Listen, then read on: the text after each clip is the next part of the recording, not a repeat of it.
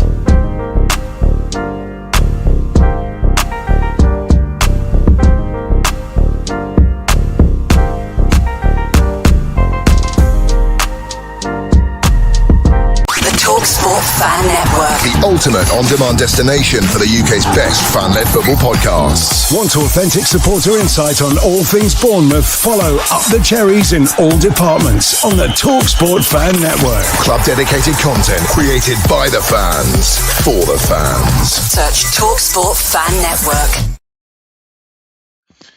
Hello to the entire Premier League. You know why I'm doing that, don't you? You know, we'll discuss Spygate in a bit anyway. But welcome to Up the Cherries in all departments. And I do have two very close friends with me. Firstly, Manny Thangaduri, you'll recognise him from Football Has a Problem. He's been here for the entirety of our 4 years in the Premier League this time round. How are you doing, main man?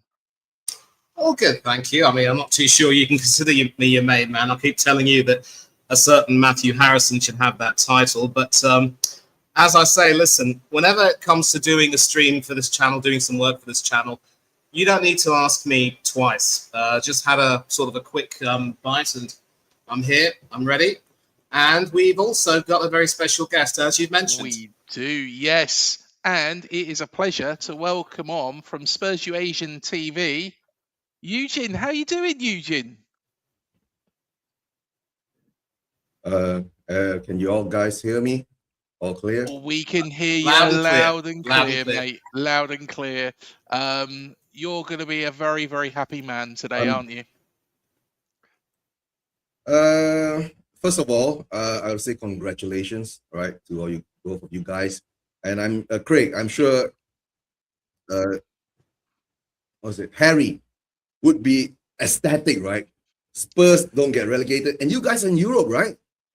Exactly. I guess his other team, West Ham, have gone down. So hey, who cares about West Ham? They're down.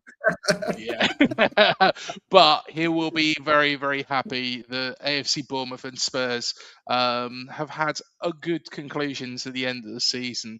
We will touch upon your season in just a moment because it has been, let's be fair, Eugene, one of the talking points all year. But I just got to say hello to somebody who's joining us on Kick. And he said, hello, buddy. How are you doing? So he is based in the United Arab Emirates. So good to see you, mate. Good to see you. So I tell you what, let's get stuck straight in to Spurs, because I watched your game in the Super Cup against PSG at the start of the season, and I thought Spurs are going to really go places this season. I thought Thomas Frank, he's done a very, very good job at Brentford. I think that this is the sort of job that he's been crying out for. He's been wanting for years. And you've literally only just stayed up, mate. What do you put it down to? Okay, I had to go a bit back, right? It all started when we brought in Ange, okay? After sacking, if I'm not mistaken, it was Conte, right? I don't talk about Stellini and all that, right? Yeah. Yeah, because and then our fan base were already so unhappy with the type of style of football that Jose was playing, Nuno was playing, Conte was playing. So Daniel Levy went out there and got in the total opposite. someone that only knows how to attack and doesn't know how to defend, right? When he came in first 10 games, we were unbeaten. We were top of the league. And our past chairman, who got sacked recently, about 6-7 months ago, right, said we got our Tottenham back. And I went into a rage, right? Because I said, I don't want this Tottenham, right? A Tottenham that's not won anything, right? In how many years? Since 2008, that was last season, 13 years, right? Yeah, or 12 years or something like that, no trophies, right? We used to be known as a team that wins trophies, right? No trophies now. And we've not won the league in 60 over years. Why would I want this Tottenham back, right? I want a new Tottenham. Okay, never mind. And from then onwards, the downward spiral started. You know, it started from the Chelsea game, right? While he got his plaudits, right? Remember, guys, we were hammered by Liverpool 6-3 at home and the fans clapped Ange off. And I was really saying, if we keep on playing this way, right, we're going to get relegated. I already said it then, right? And of course, we didn't. We got fifth because we were more or less, I think, playing one game a week, right? Like Manchester United this season, right? They're going to learn their lesson soon, right? So we go to season 2 of Ange, right? Because Ange says that I always win things in my second season, which he didn't lie, right, guys? History said he didn't lie. He won it, right? And a lot of fans wanted him out. I wanted him out too, to tell the truth, right? Because I said I wanted him out. It reached a certain stage as being a Spurs fan when Jose got sacked, Conte gets sacked. We bring in these elite managers and sack them, and I became manager don't care. It doesn't matter because the problem is the club. You know what I'm saying? So this has been building up. Ange wins us something. He brings that winning mentality to the club, and he gets a group of, remember our own fans were calling our players shit, right? That group of shit players that won a trophy. No respect on Ange's name, all disrespect. Yes, just because we lost 22 games in the season and we were 17.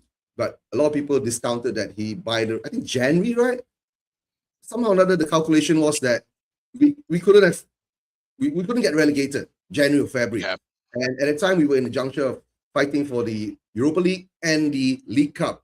I think we beat Liverpool at home in the League Cup, right? 1-0 or something like that. And then we got hammered, right? And we got out. But the Europa League was the main target because it brings us the Champions League. That satisfies Daniel Levy's hunger for the Champions League, right? But of course, being 17, we lost a lot of money. And no, it's a club that talks about money, not about football, right? Then, winning it, he sacks them. And when he sacked them and he brought in Thomas Frank, I already been shouting at it. You can't do that because you're going to break the hearts of the players. You're going to break that winning mentality instilled into them. And when you said, right, you watched that Super Cup game, right?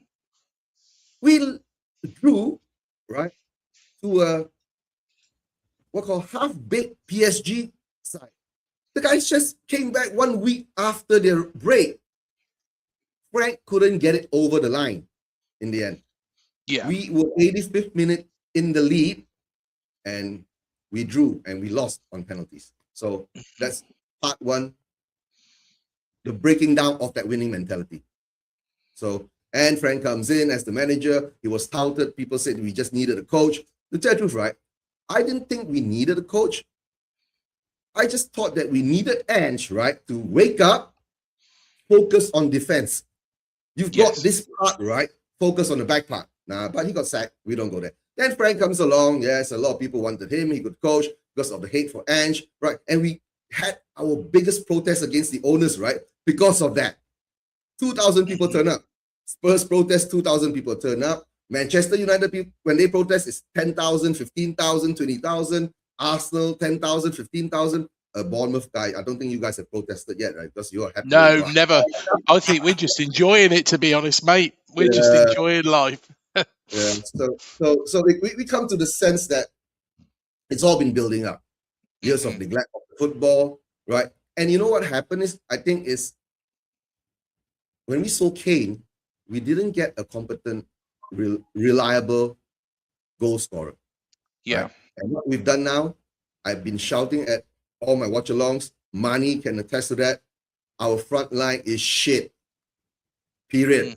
That's all, right? And today, I'm not celebrating, right? I'm relieved, right? But I'm not celebrating. Why are we celebrating fighting relegation and surviving? If we are that low standard kind of fan, I guess the club is lost because we're not having the standard that I want is to win the league, win the Champions League, right? But if a lot of our fans are happy with fourth, not getting relegated, then it's the club they deserve. But now, after second Daniel Levy, I did decide to give ENIC a chance. And they have one last chance. This summer transfer window, number one, sack Vinay. He's a gooner. Get him out. I don't understand why Daniel Levy, the brainless ball. I can't swear. I'm going to swear on your channel, right? Feel free. Right. Hires Vinay, Venkatesham, an ex-gooner. He was COO, then CEO or whatever. How can you do that? It's like the biggest betrayal to the fan base. And nobody wants to talk about it. I don't understand. Right? Oh, he comes in. He's being paid to work. Yeah. He comes in 1 year. Arsenal wins the league. Yeah. Think about it. All right. I'll be honest. I was earlier on. Me and Manny was on a video together, and I was watching, all the matches on there on the iPad, and literally the Spurs players were doing a lap of honour, and I thought, why are they doing a lap of honour? Because Spurs should never be in that position anyway. They should never have been. Manny, what do you make of Spurs and what's gone wrong? Because they should never have been in that position, in my honest opinion. They shouldn't, Craig, and you're absolutely right. And I think Eugene will definitely, concur with what I'm saying. He sort of provided a wonderful breakdown, really, of what went wrong. And, he actually did a stream, I think it was sometime before De Zerbi got the job, where, the appeal was to bring Ange back. And, what Ange did, Ange may not, yeah, exactly. And the idea was that Ange may not necessarily have been the best tactician, but he knew how to get the boys united. He had that sort of, you could say, thing about him. And as Eugene said, you don't just sack a manager who wins you a trophy, because it breaks away that entire mentality. You've got the guys, at least, focused together on it for a cause. And there's a part of me that thinks that if Ange were in charge of that Super Cup match, it wouldn't have, at least I don't think they would have necessarily lost that lead. Hold on, Money. If Ange was in charge of that Super Cup match, we would have been 5-0 up even before half time. You get what I'm saying? No? The way that he plays, right? Because PSG were on the beach in the first half. If we had smacked them, right, in the first half, right, they wouldn't be able to come back, no matter how bad it turned out. You get what I'm saying? Right? But it is what it is. Absolutely. Sorry, Manny. Yeah. Sorry. And the thing is, no, it's all right. I'm glad you did, because you sort of have this idea right now that the boys, the players have just become a little bit, you want to say, how do I put it? It's like they've become so disillusioned and, indifferent to everything that's going on that all they wanted to do was just, end this entire season. And if there's one good thing that's come out of this, Craig, and I think maybe Eugene will agree, is that the fans and the players combined have now realized that this club, as it is not a club where you'd want to come to try to further your career, to fulfill your ambitions. What could have been a chance for a positive image by, maintaining Ange and just, trying to build on that and analyze what went wrong and see if you can't go further, that was just completely thrown away. And with everything that went on with the appointment of Frank, and how after a bad start, things just started to deteriorate, and how Frank was never really able to, get the respect of everyone, It came to a head when two players, I believe it was Mickey van der Ven and Jed Spence, after a home loss, or was it a draw? I forget which. You know, when Frank tried to tell those two to, you know, go and applaud the fans, those two just ignored him. They just didn't seem to, you know, have any interest in trying to listen to what Frank was saying. And Frank just didn't know. It was clear to see how to get the best out of that group, how to unite them. I think I keep saying that Frank was just another Graham Potter for whom the job proved to be far too big. And he never really had that ability to do it. And when he was sacked, it was at least 2 months too late. And the whole thing with Igor Tudor was, you know, just another comedy step. And now eventually the Zerbi was brought in. I think the player, when you have a season that goes from bad to worse and as bad as it can get, it affects the players in many ways. There may be one or two who will have the passion to say, you know, let's not, you know, lose this way. Let's not let our season end this way. But then you could also see it with West Ham as well. I think most of the players are pretty much, you know, resigned to their fate. So effectively, they felt compelled to have that great escape. But then you're absolutely right, Craig. To go from the high of being Europa champions to just avoiding relegation, for the players to celebrate that, you know, it's one thing if you want to go around applauding the fans, but to celebrate it, to you know, it was just awful in many ways. And I'm at least glad for Eugene's sake that the team didn't go down. But maybe you can ask him how he felt about seeing the players do that. Yeah, Eugene, that exact question. What did you make of the players applauding or doing the lap of honour right at the end of what has been a bit of a disastrous season for Spurs? I know that you've stayed up on the final day of the season, but in all honesty, you should be there fighting for a European spot, you know. And yes, we're delighted that maybe you haven't been because it's helped us get into it. But at the same time, it's not a success from a Spurs perspective. And further to what Manny said there as well, second part of this question, of course, Dominic Solanke went to Spurs and started off quite well, but has he tailed off? Because you mentioned there about the attacking line is a major concern. You really want me to talk about Dominic Solanke? Go for it. Yes, go for it. Or be honest. Be honest, Eugene. 3 words. He's shit. Go on. Technically, that's 2 with the contraction. Yes. Yeah. No, guys, to tell the truth, right?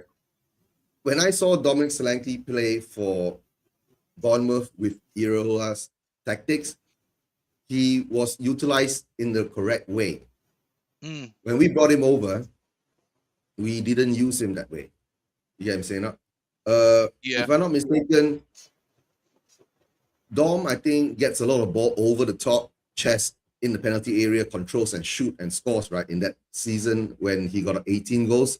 And that was the only season he's ever had 18 goals, right? So, I don't know. Ange ball maybe didn't suit him because we like to go out on the wings and our wing backs invert, right? And it might crowd him out sometimes. I'm not sure how he's being used. And sometimes I don't know. The style of football doesn't suit him. He doesn't look like he's in the flow. You know what I'm saying? So maybe he's not the correct type of striker that we need, right? Because how many goals has he scored since he joined us? 2 years. It's not even more than 20. No. In the league, bro. Right? Not even more than 20. So when you get rid of Harry Kane and you get something like that, right? But when you had Son there, it's still covered and papered over the cracks. Son left and our goals got depleted from the front line. If you look at how he's been scoring goals, right? It's been coming from set plays, number one, and I would say from our midfielders and defenders. You get what I'm saying? In the overall, our strikers ain't doing the job. And the best part is, right? January transfer window, we sell our top scorer to Crystal Palace. Brennan Johnson, the Europa League goal scoring hero. It shows, right? how dumb our club is. You know what I'm saying? It's reflecting the club being stupid, right? That's why sometimes I think we buy stupid players because we are a stupid club. You would think, in all honesty, you'd think Dominic's... I mean, you understand what I'm saying? Not in... Yeah. They are stupid. They don't know how to play football. They don't understand. You understand or not? The objective is simple. See? You'd think Dominic Solanke, going to Spurs would really, be performing season on season on season on season, because he's going into a squad which is adjudged to have a lot better caliber of player. But the problem is, and this is one thing I've observed from Spurs, they don't really know how to play together. And we've seen teams like that throughout the years.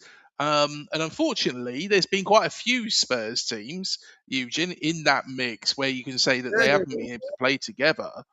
That seems to be one of the main problems. But yeah, Craig, it comes down to our recruitment and our owners' ambitions and recruitment. Okay, I'll say it's Daniel Levy first, because I'm still saying like Enoch is getting this summer transfer window to show me what they can do, because in January, right, we got hoodwinked, right? We have the longest injury list, right, in the whole Premier League.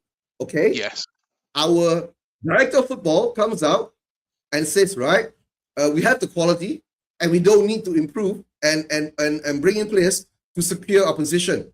And we hanged on to Frank, right, until after the January transfer window. So, yeah. So the intelligence ain't there from the top. What do you expect, right? And the worst part is that maybe under Ange, he was building something, right? You have to build something from somewhere, but maybe he was maybe a bit unorthodox or something like that, because he built it in a way that nobody could understand. Because you are the only way you can play in that style is in the lower leagues, like SPL, Japanese league, when you get a team which is super strong, right? Yeah. So maybe Ange should come over and take over our Malaysian team, JDT. You ask money, JDT. They've won everything in Malaysia for the past decade or so, and they've done their fifth or sixth consecutive quadruple. Consecutive quadruple. But coming down to it, right, the players' mentality. Okay, to tell the truth, the lack of honor thing, I can see it both ways, right? It's not like saying we're celebrating the trophy win. It's more like saying it's the last game of the season. That's what we usually do. But because, right, we are in this shithole, the visuals look like that. So you deserve what you get, right? And I think whilst they were doing that, there were a bit of protest in the stadium. Yeah, a bit of protest. Fair enough. Fair enough. When it comes to protest, Eugene, one thing which I've noticed is that people talk a good game, but the biggest complaint is that it's like, you've heard of the story about which mice decides to put a bell on the cat.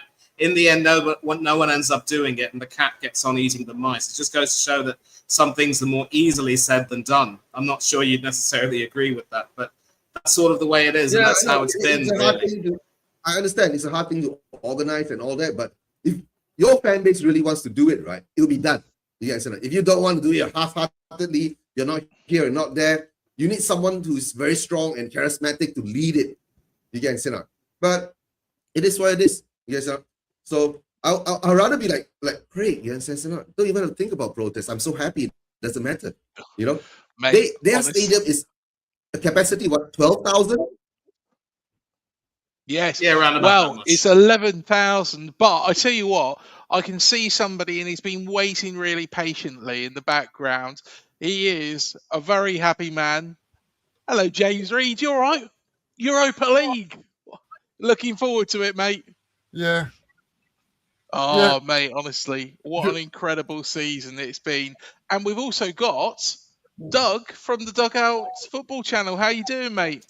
Dougie. Hello, how are we doing? Firstly, congratulations Bournemouth on getting Europa League football. Is incredible. What a great present that Andoni Irola's left you guys. Manny, congratulations as well on the title. It's about time Arsenal won the league. I was about to think how long it was. I was like 3 or 4. I was very very young then. And Eugene, look, I'm gonna say it. I think Spurs were very fortunate to stay up. I think a lot is. I've obviously been sort of following a little bit of what's been said, but the fact is, finishing 17th 2 seasons running is a real concern. So it cannot be the norm going forward. But yeah, no, well done to Bournemouth, well done to Arsenal, and that was the Spurs staying up by the skin of their teeth yet again. Well, of course. I just want to come on to today's fixture for Spurs. And then we will change the subject, Eugene, because you're probably a bit fed up with talking about things that are happening in your part of North London. But, of course, Everton were the visitors today. And do you know what? Out of every team in the Premier League, Manny, before we went on, we did mention Everton. We probably weren't going to discuss Everton today because they are the most boring team in the Premier League. They were probably the perfect visitors, let's be fair to Spurs. Yeah, and like you, as you were saying, we were saying, Craig. I mean, we probably got our hopes up a little bit too high that maybe Everton would do something, especially considering how they mucked up City's title challenge. But I think when we talk about City, I think we'll just agree that this is the rotting carcass of the 2023 treble winning side, and this side needs a huge overhaul under Enzo Maresca stat. But I had hoped that Everton would provide a little bit more of a challenge, but it seemed to me more than anything else that they just never really wanted to get into the game. Maybe I couldn't even see the game actually because there are only 2 televised games. One was obviously the Crystal Palace Arsenal game, and the other was the Liverpool Brentford game, Douglas, which I was watching, and it was wonderful to see Mo and Andy get their tributes, and also Yes. Jordan Henderson and Queven Kelleher get a wonderful ovation from the Anfield crowd. Also Sepp Vandenberg. I'm not too sure how many games he played, but I will say it's about Liverpool. You're one of the few clubs that actually know how to, treat returning players more frequently than not. Whenever they come back, you give them a good ovation. But I think the impression that I got from the game, really, Craig, was that Everton were just they just allowed Spurs to try to get a bit of a foothold and never really seemed interested in trying to, push back against them. And I think there are a lot of people who would probably be quite angry with not just Everton, but other clubs like Aston Villa, who could have had the opportunity to put them down even further and just couldn't get it.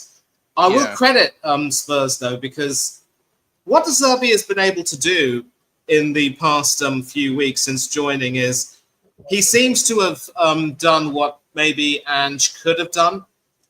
I'm not too sure if what he said about trying to go back to Ange ball had a bit of an effect. But certainly he seemed to be a manager who, cared for the players and told them, look, I know you're better than what your results tell you.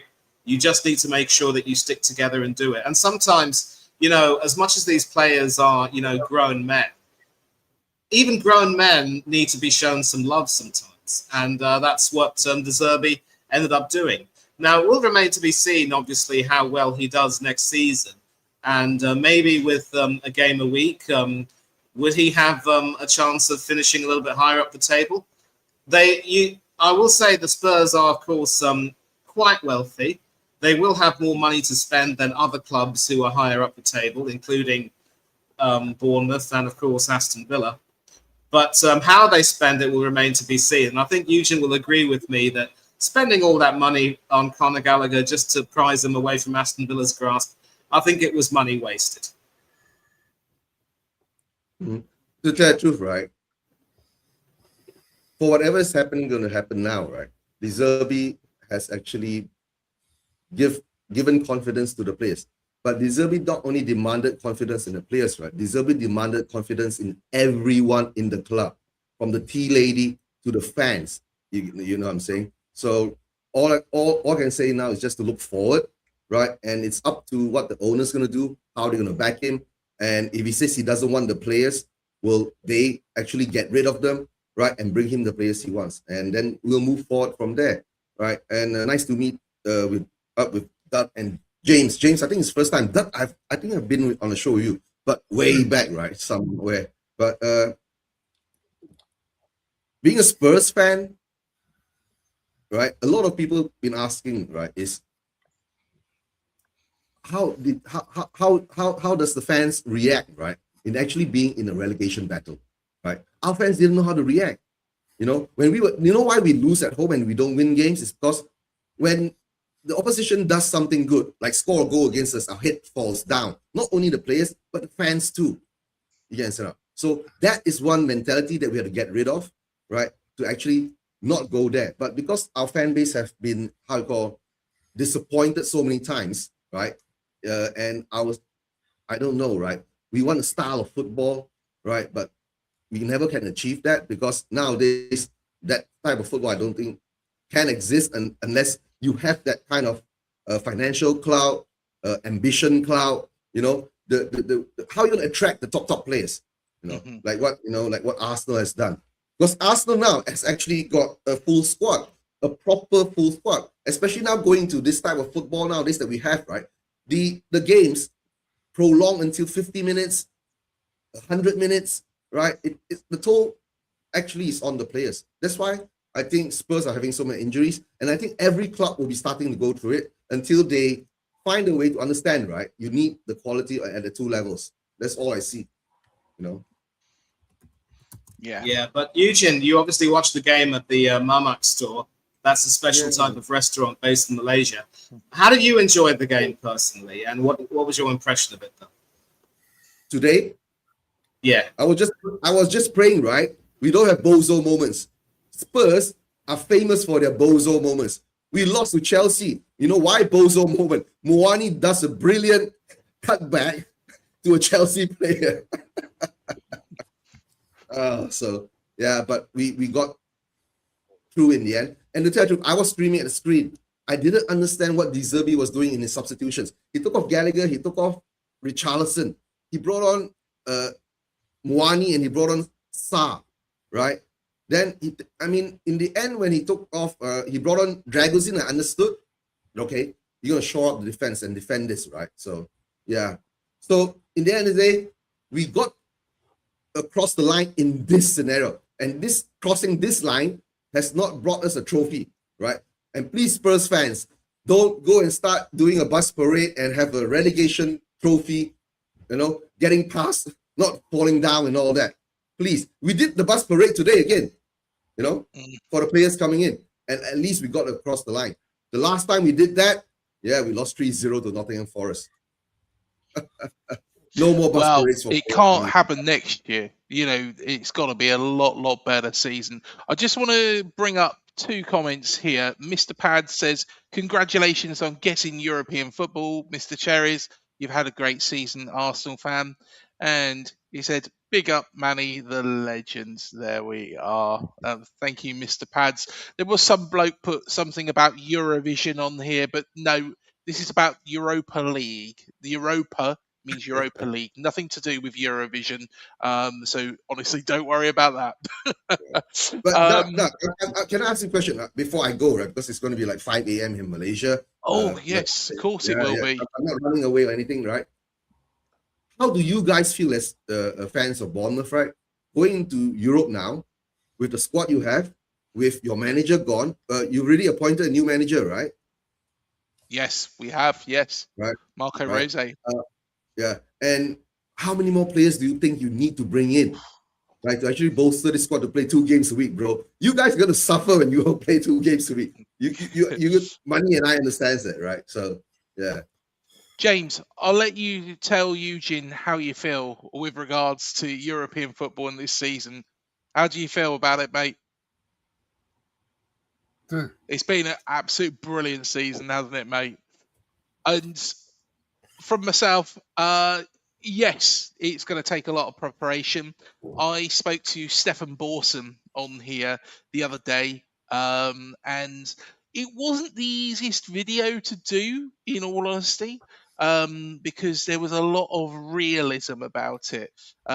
With SCR coming into the Premier League, replacing PSR, and also the cap in European football being 70%, whereas the Premier League cap is 85%. We are literally on the edge of the 85%. We're actually pushing over that at the moment. When I did some calculations, Stefan or Kieran Maguire would be much, much better to actually determine exactly what that percentage is, and they probably get it on the nose. But even with my maths, we have to come down some. How are we going to do that? We've got a limited stadium capacity, 11,000.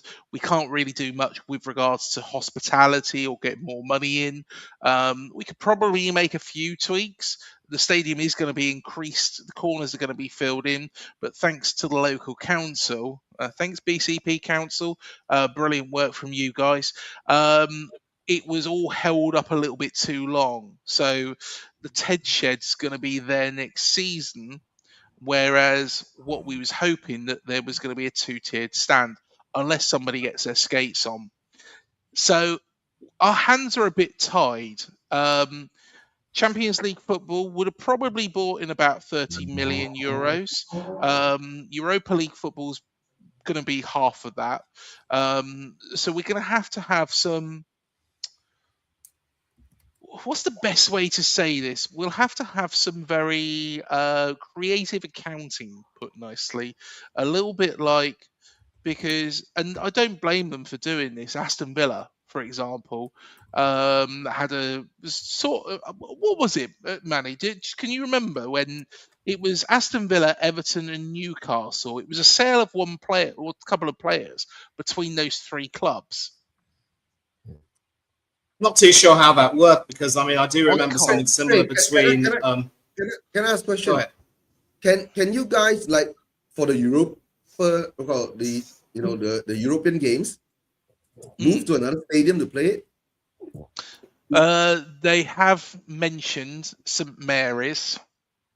I wouldn't want to sit in that stadium for a Bournemouth home game. Not in a million years. There's been all sorts of suggestions muted. St Mary's is one, Bristol City is another. There was even a suggestion the other day of Reading. None of them are any worthwhile suggestions. We play at Dean Court. If we need to expand the stadium. Is there a rule from UEFA for that? Bodo Glimt. Not really. Exactly. Go ahead, Craig. Yeah, Bodo Glimt, actually, and to be honest, Manny... Yeah, Bodo Glimt, yeah. I was kind of stealing your thunder with this, mate, because you were the one that told me about this, but in Norway, they're playing in an 8,000-seater stadium. Am I correct, Manny? Jump in at any point. Yes. Exactly. I think the capacity is 8,500 or thereabouts, but... listen, just to go further on what you were saying, Craig, and that'll answer Eugen's question. There is going to have to be some creative accounting, as Craig has said. It might actually involve maybe slightly tweaking the wage structure. Maybe a few players will have to take a pay cut. But the best way to actually skirt around this is to do whatever you can to create some revenue. And that's exactly what Aston Villa are trying to do. Now, as far as the three-way transfer that you're talking about, Craig, I'm not too sure really what that was. I think I'll have to look that up. Yeah, they had to sell Jacob Ramsey this season to Newcastle United to comply with that because they lost out on Champions League football on the final day against Manchester United at Old Trafford. And there is going to have to be something to be done. But with Aston Villa having secured top 4 via the league, finishing above Liverpool, sorry, Dougie, and also winning the Europa League, they've ensured that they'll get a little bit more money to play with. So that's a little bit of a silver lining after everything that happened last season. And as far as Bodo Glimt are concerned, they probably have a means of trying to control their finances.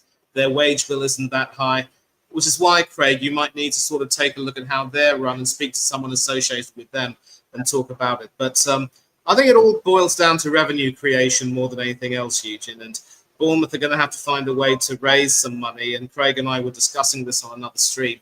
So if there's revenue to be raised in some way, I think Bournemouth are going to be fine. And one silver lining is, if your Spurs side could win it, despite a dreadful league season, there's no reason why Bournemouth can't win it.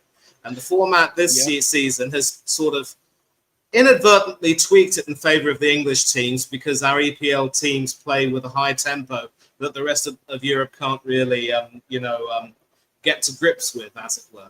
And of course, even this season, despite being poor in the league as well, you qualified for the knockout stages of the Champions League without having to make the playoffs. So that pretty much says it all. I think Bournemouth have a chance of going quite far in the Europa League. And they could, if they win it, you never know. Exactly.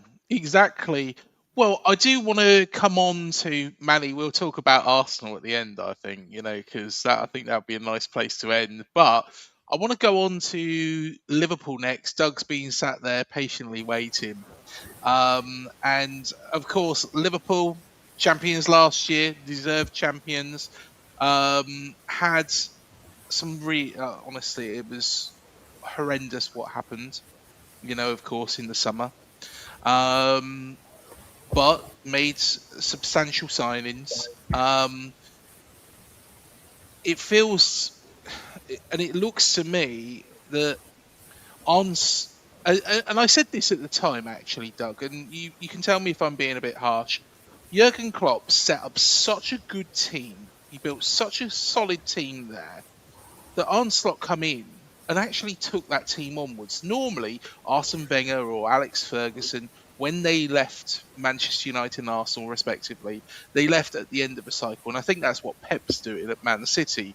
But I think Jurgen Klopp left kind of mid-cycle. He left a very, very solid outfit there at Liverpool, which Arne Slot then won the league with. But this season's not been the same. And do you feel, like me, that maybe, just maybe, it is a case of that it was just a continuity over to Arne? The first season was mainly because of Klopp, and it's just fallen apart. And because it's not been a good season, even though you have qualified for the Champions League right at the end. Yeah, I mean, obviously, being champions and then scraping Champions League, 2 different seasons. I think you're right in what you're saying, Craig. I think, last season, I think everyone expected a transition season. Yeah. I think what's happened is the two have switched over. So literally, we had Klopp's team still from that title winning side. And this season, Slot's tried a couple of different things. He's obviously tried to bring his own players in, which I think is, worked to a bit. But it's just been a shocking season altogether. I think it's 20 defeats in all comps. I mean, I can't even remember the last time a Liverpool side had 20 defeats in all comps. I mean, some of the games as well, I can just look back on. Villa away was absolutely shocking. The home game against PSV, we lost 4-1. The game against you guys, I think we were 2-2, and then stupid mistakes. Yeah, we got it right at the end. Mm-hmm. I mean, Adley. Losing goals in the 90th minute as well was really disappointing. I look at the games against Leeds and Fulham away. We conceded late on there. We've lost twice to the most average Manchester United side I could ever say, and obviously they've got from 15th to 3rd. How that's happened, I don't know. The home form has just been really poor altogether. I mean, I jokingly said this actually. Basically, if you want to end your losing run, come to Anfield because Spurs did it. Yeah. It's been a very disappointing season. Now, where do I stand on the manager? I have been one that supported them throughout. I supported them last season. There were signs in the beginning of March that things weren't right, and I just think that because of what's happened this season, it take away obviously the tragedy of Diogo Jota. That was just something that we've had to deal with all season. I think the fans have been fantastic. There's obviously a wee memorial now outside Anfield, which you can obviously go and see, and obviously to his brother as well. Yeah. I do feel a new fresh face needs to come in and take this team. Now, it's obvious that you look at this season as a whole, it's something good enough. We were beaten really heavily in the Champions League against PSG. PSG absolutely battered us in both legs. The cup competitions weren't great. We lost at home to a Crystal Palace side that's obviously in the Europa Conference League final, and fair dues to them as well. Yeah. FA Cup we went out pretty early again. It's been a real disappointing season. But basically, the high of obviously winning the league to basically scraping Champions League with a draw against Brentford, who I've got to say this season onwards, I'd say Bournemouth, Brentford, Brighton, Sunderland, they're your teams to basically say what a season you guys have had. Yeah. And I think as well when you look at what we've brought in, I'd have to say Kirkes for me has been our best signing. I'd say Ekateki's been very, very good, and then obviously Wirtz will get better. I'll say that. Isak is definitely due a pre-season. Didn't have a pre-season. I think it's fair to say he didn't have a pre-season in Newcastle before coming to us. Marmadashvili, I've got my doubts about. I don't know if he's capable of replacing Alisson. So yeah, there's a few wee question marks in there, and obviously Robbo leaving, Salah leaving, two real characters in the dressing room. Like Robertson's a huge loss, not just because of his play, because of the fact that he's a real leader in that dressing room. Salah as well as a real leader in the dressing room. We need a replacement for Van Dijk because I think Van Dijk next season is going to leave. There's talk about Alisson leaving. I think the players you saw out there on the pitch today, Robbo leaving, obviously Salah leaving, they're confirmed, but Alisson's probably going to go. Jones is probably going to go. I think Curtis Jones has had enough. I think he's had enough of Arne Slot. I think he's had enough of the league as a whole. So I think he's going to go. Kanati is still up for debate. Chiesa, I think, is gone. Maka, I think, is going to go. And there's a couple of others as well. Endo, I think, will probably go as well. And Joe Gomez is out of contract as well. So there's a lot of things happening, I think, as well. And there's a big review going to be happening with Arne Slot. Now, whether he survives that or not is another matter altogether. But it's just been a mess from start to finish. And I for one, am very happy for the league to be over. I'm going to make a statement now. I can't see Arne Slot surviving. And I'm going to throw a name into the hat. Mm-hmm. Andoni Iraola. Because, of course, he's leaving AFC Bournemouth anyway. He's been linked heavily with Crystal Palace, which is a bizarre one. Man City was mentioned, but, of course, Enzo Maresca looks like he's going there. I think Liverpool makes the most sense. I've always said to Manny, if Arteta leaves Arsenal, Andoni Iraola could walk into that job. I think Liverpool, with the connections to Bournemouth as well, of course, Richard Hughes, I believe, is moving on as well. But I could imagine and I could see Andoni Iraola at Anfield, but there's a lot of work to do if he does go there. Hell of a lot of work to do. Yeah, 100%. I mean, I've been a big fan of Andoni Iraola.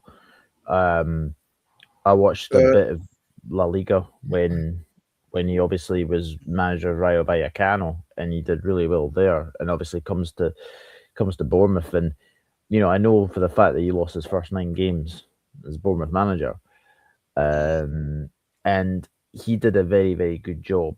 He's done a terrific job at Bournemouth. I mean, you guys almost lost your whole back 4 last season, and you lost Semenyo as well. And to come 6th, and to be an inch away from potentially being in the Champions League. If we had obviously got a goal against Brentford, but obviously City lost to Aston Villa. I am all for Iraola. I would take him.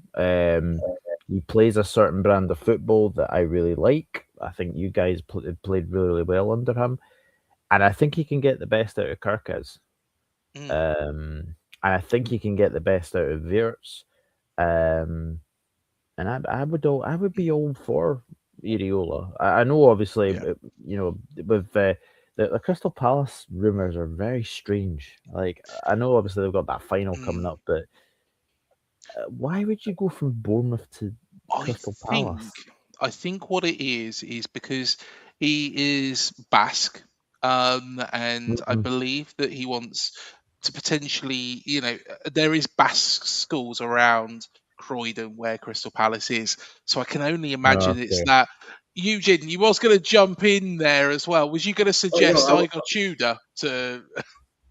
No. Guys, the truth, right? My view of Liverpool is like this. What you're saying, right? Slot inherited Klopp's team. They won the league, right? Mm-hmm. My view was, if Slot was to actually progress in this way, right? Now it's last season, right? They should have more or less sold Salah and VDV and started the rebuild there. Whilst you kept Salah, he became a negative influence on that whole squad. Yeah. No matter how much you really want to respect him, right? He's been a negative influence. It's like now what Romero has done, right, to the Spurs fans. Did you guys hear, right? Romero was actually in Argentina, right? And he was supposed to stay back and watch the Bergamo versus River Plate, some cup game or something like that. And the Spurs fan base went into a meltdown. And to tell the truth, right? A lot of Spurs fans don't care about Romero now. And they want him gone. You guys know. These type of things are supposed to be automatic, right? It's not supposed to be pressured on you. If you don't want to be there, right? Go, right? And I think the problem is that Salah is reaching a level where he is supposed to move on. You get what I'm saying? The stand for him, I think maybe his ego can't accept that the pace is not there anymore. And it's like Son for us. Mm-hmm. Last season when Son played for us, right? We saw that drop off, mate. It was horrible. And if Salah stayed on, right? I tell you, if he stays on the next season, you will see that in him. But the thing is that he's really created too much instability in the squad. I mean, there is unhappiness there. So it's reflected into the games and all that. The unity is not there and all that. There's a little bit of niggling in their mind. So managers are being sacked too often. And that's how we see the imbalance coming in. Yes, if you guys, Liverpool really wants a winner, right? But the problem is I don't think you will take him because he doesn't play the style of football that you like. It's actually Glasner. He wins things. Yeah. Yes, he's one thing. Iraola is an up-and-coming manager, right? He suits the style of play. I understand. Maybe that's why he might be the better fit for the fans. You see, but I got to make a move, right? It's going to be 5 a.m. Guys, great time. Appreciate it, mate. Right? I'll come back next time. Take care. And guys, season is coming up. Everything's going to refresh. And don't forget, right? The World Cup is on. And the weird thing is, right? This World Cup, right? I'm like not interested in it. It's like all the previous World Cup. I'm so hyped up about it. This World Cup with 48 teams, right? long ass World Cup. My God.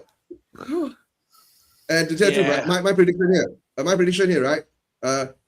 USA, right, is going to get knocked out in the group stages. Yeah. Pochettino. Yeah. 100%. I don't know who I put my money on to win it, but I agree with you. The World Cup should be 32 teams. It shouldn't have been messed around with. We could talk all day about Americanization and what they're doing. And it's so expensive, guys. It's so expensive. I don't understand more. It's not like the game for the normal people. It's like the game for the elites now. So I'm going to leave you there. Have a good show, right, guys? And don't forget, right, subscribe to all the channels that's involved in this panel here. All right. Take care, guys. Definitely, mate. And definitely. Great. We have to catch up more often, but the timing. 100%, mate. 100%. And if I'm ever in, because of course, if I ever come over to Singapore again, I will pop over the border this time around. Yeah, and let me know. You pop over the border in Malaysia. Let me know. Yeah. Yes. Any guys in Malaysia, let me know. All right. Definitely. Bye-bye. Thank you so much, Eugene. Bye, Eugene. See you later. Sama-sama. There we are. Thank you so much to Eugene for coming on. And guys, please go and check out Spurs U Asian TV. Hit like, hit subscribe on the channel. I just want to give a quick shout out to a new subscriber, NSS Sports TV 7231. Unfortunately, it comes up with all the YouTube handles. I don't know how to change this. I don't think you can change it anymore, unfortunately. Yeah. So, but anyway, I think Doug and I know this chap. His name is Nipun Sharma, a big Chelsea fan. Yes. He has, of course, his own show, which he does normally on Sunday nights on occasions. I think he's sort of been busy with work. He's actually a chef, so good for him. He's also asked an interesting. He's also asked an interesting question. Yeah, go for it. What would be your respective club's ideal summer transfer window? Now, obviously, this is a loaded question because no matter how rich of a club you are, I think it's fair to say that we've got to sell to buy. Let's go to one of our guests, Dougie, and I'm sure you'll be excited for Scotland in this upcoming World Cup. I think you might have a chance of making the second stage. I'll be hoping that you do. But you've lost two legends already. Yeah. You said Joe Gomez will be leaving. Curtis Jones will be leaving. Alisson will probably be leaving. He might be going to Juventus. And I wonder if there are any more players who might be leaving that we don't know about. And who would you like to get in? Oh, that's a very good question. I mean, obviously, there's been rumours with Diomande from RB Leipzig. That one looks like it may happen. As much as Ryan Gravenberch has done really well in the DM, I would say probably I want a proper number 6. So Adam Wharton would be fantastic. I don't know if he's been linked elsewhere, but Adam Wharton would be very, very good for me. I think we need 2 centre backs because if Gomez goes, then if Konate goes, then we're sort of stuck there. I think obviously another winger for sure. Obviously, I know Diamandi's coming in, but I think there's been talk about potentially. I've seen rumors actually we've been linked with Jared Bowen, but actually looking at his interview earlier today, he seems to be certain on obviously getting West Ham back up, which I fully appreciate for Jared Bowen as well. And because obviously Ekiteke is not going to be available until January, I'd probably take a punt on another striker. But the problem is we spent 450 million in the summer last summer. This summer, you're probably looking at around probably the 150 million mark again to get players in. So it'll be very, very interesting how much we get for the players that are obviously going to move on. Matt McAllister has been a big, big drop off. Like last season was fantastic. This season he's just been really poor. So I mean, ideally, probably 4 or 5 players, I would say, to come in. But 2 centre backs, definitely 2 midfielders, and probably another winger, and maybe a striker. Because we don't know if Isak's going to be fit enough to play 3 games a week. And I'm going to say it, I don't think Gakpo will be there next season, because there's been continuous links with Bayern Munich, and I've just got a feeling that he'll be away. What about another goalkeeper, mate? With Alisson gone? I mean, we've got Mamadashvili, we've got Woodman, we've got the young Hungarian what's his name? Pesci, I think his name is. Do you know a name who I would really want? And obviously, I've got an uncle who's a big Sunderland fan, but I've got to say I'm very impressed with that Robin Roofs. I think he's a really good goalkeeper, and I think that he probably is one that's going to probably move on in the summer. Not too sure about that, because Sunderland have got European football, and Lebris will want him to stick around for that kind. Yeah, that is very, very true as well. This might sound very, very daft, but if Trafford moves on from City, I would take a bit of a punt on Trafford, because I think he's a good goalkeeper, and I think if he's given more chances as a number 1, I think it'd be very, very good. As I said earlier, I'm still no sure on Mamadashvili. Now, that's not his fault, because every game he's played with a different back 4. We haven't had a continuously settled back 4 all season long. So I think if Mamadashvili has games where he has a settled back 4, then I think the form improves.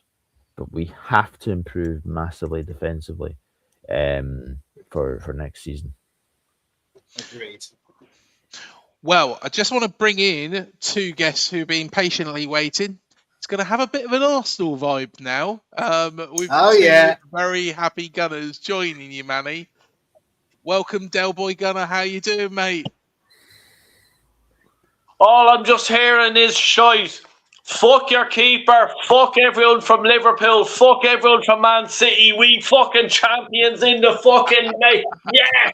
Fuck everyone. Oh, boo-hoo. Oh, my God. What keeper will we get? We got rid of Kelleher, you stupid bastard. We're fucking champions. Get in the Gunners. Yes. And guess what? I fucking don't give a bollocks about anyone. Oh, Del, you're fucking emotional. You're this, you're that. Fuck yous all. Yep, the Gunners. Hey, Manny, you beauty. Craig Beasley, Del Boy Gunner, Craig Beasley. I've been meaning to get you on a stream together for a long time, and Del, you've chosen the right time to come on. Yes. Oh, here, I've no bare feet. Like, do you know what I mean? Oh, we need a keeper. We need this. We need that. Fuck yes. Yes, we're the champions. Get fucking in. Yes. You know what I mean? I've been waiting 22 fucking years for this. I put out a stream there earlier on. I'm emotional. The last time we won the league was 22 years ago. My grandmother was alive, and God love her, and she's up there looking down at us now and cheering every Arsenal fan on. I said this, Manny, you know I said this. I want every fan to hate us. When every fan hates us, that means you're winning. That's what it means to me. It's just, I'm just so, look, come here. I'm just buzzing. I'm just absolutely buzzing. I'm like, no offense to any other fucking clubs, but you know what? I don't give a fuck. Fuck your Europe. Fuck your this, fuck your that. Like, you know, Liverpool, United, everyone, they're all technically just going, oh, it's the worst team. It's the worst Premier League that has ever been. You know what? If I put me balls on the screen, I would, but I won't do that. Fuck yous all. Come on, you Gunners! Yes! Oh, wow. And here, I must say, Ario, what a manager you guys have! Like he is Rolls Royce of a manager. Seriously, like, do you realise how good he is? Oh, honestly, he is absolutely incredible. Absolutely incredible. The job he's done, when Manny, you will vouch for me on this. When he Yes. first got here, I turned round and he took on these players that was playing under Gary O'Neill. I said, it's not because of his tactics. It's not because he's a bad manager. I said it just wouldn't work. And lo and behold, all of a sudden it just clicked like that. And everything just fell into place. And honestly, mate, it's absolutely incredible. I'll tell you what, let me bring on another gunner as well. And he's got quite a bar now to actually reach. Let's see if he can reach it. Hello, Carl, you all right? Hello, Bud. Long time no see. Hope you're well. Hope you're well. Big up to everyone's locked in. Big up to Manny. Thank you for the invite. Del Boy, long time no see, sir. Hope you are all good. Yes. 22 years of pain, 22 years of suffering, 22 years of frustration. Finally has been washed away. Now, I won't apologize for what I've said about this manager in the past because at the end of the day, that's your job. Yeah. That is your job at the end of the day. Your job is to get us over the line. If you don't, you get sacked. Liverpool hold that standard very, very well. But this football club decided to trust the process. Yep. And I can't recall in another sport, not just in the UK and Europe, but in the States, anywhere, where a team has gone with a process and has got it over the line at the end. We seem to be the only ones that have managed to do it. But at the end of the day, I'm buzzing. I'm happy. And for the first time in 22 years, I now actually have closure. We have closure. And it's closure. Amen to that. Yeah, because when obviously Bournemouth, God rest you, God rest Bournemouth. We owe our life to AFC Bournemouth because you got that point at against City, and that was the final killing blow that got us to win the league. But I said on my streams, it hasn't sunk in yet because it's like I don't know if I see it. And then as soon as I saw after the Palace game, I saw Tweedledum and Tweedledee. Yes, I'm referring to Stan and Josh Kroenke. Bring out that Premier League trophy and the red and white ribbons. It felt like, oh shit, this is part of my language, but this is generally happening. This is generally happening now. And when we saw left the trophy, I was like, that's it. That's it. And we're done. We finally done it. We'll celebrate tonight. We'll celebrate a little bit tomorrow because it is a bank holiday Monday. But Tuesday, we're back to business because we have probably the most important game a week or so ago. Now we definitely have the most important game in our entire Arsenal history by playing PSG next Saturday. And lo and behold, if we somehow get through it, I hope you do it. Everyone's all the rival fans, the Chelsea, United, not so much as Liverpool because Liverpool have got class. Liverpool got respect for, but the likes of Chelsea, Tottenham, Man United, leave the country because the whole of London's in lockdown for at least a few days. If we win the Champions League, mate, honestly, really I'd love to see it. I'd love to see it. I've got a soft spot for Arsenal Football Club. So honestly, I'd love to see you, lift that Champions League trophy. It would just be absolutely bloody incredible. Tough game, but hey, at the end of the day, it's a one-off match. It is a final. Funny things happen in finals. Doug, you probably remember 2005 Istanbul. That I was there. Not there, but I was there watching that game. In a pub. And I thought at half-time, Liverpool have blown it. And then, whoa, how it turns around. So there's no reason why you can't beat PSG. And I wonder what the stats are for this. How many teams have successfully defended the Champions League? I don't think it's many. I think Real Madrid have done it a couple of times, haven't they? 8 teams. 8 teams have done it. I'm guessing Real Madrid a couple of times. Yep, they've done it twice. Barcelona. AC Milan. This is a quiz now. Ajax is one of them. Yes. Yep. And another unlikely one. Nottingham Forest. Back in the days of Brian Clough. Yeah. Yes. So Benfica. Benfica did. Mm-hmm. I wish Kenny Ken were here. He loves these trivia ones. Oh, you're going to have to tell us the other ones. So Nottingham Forest, Real Madrid twice, Barcelona twice or once? Barcelona won it back to back. I'm not quite 100% sure. Oh, have I made something up? I might have made something up there.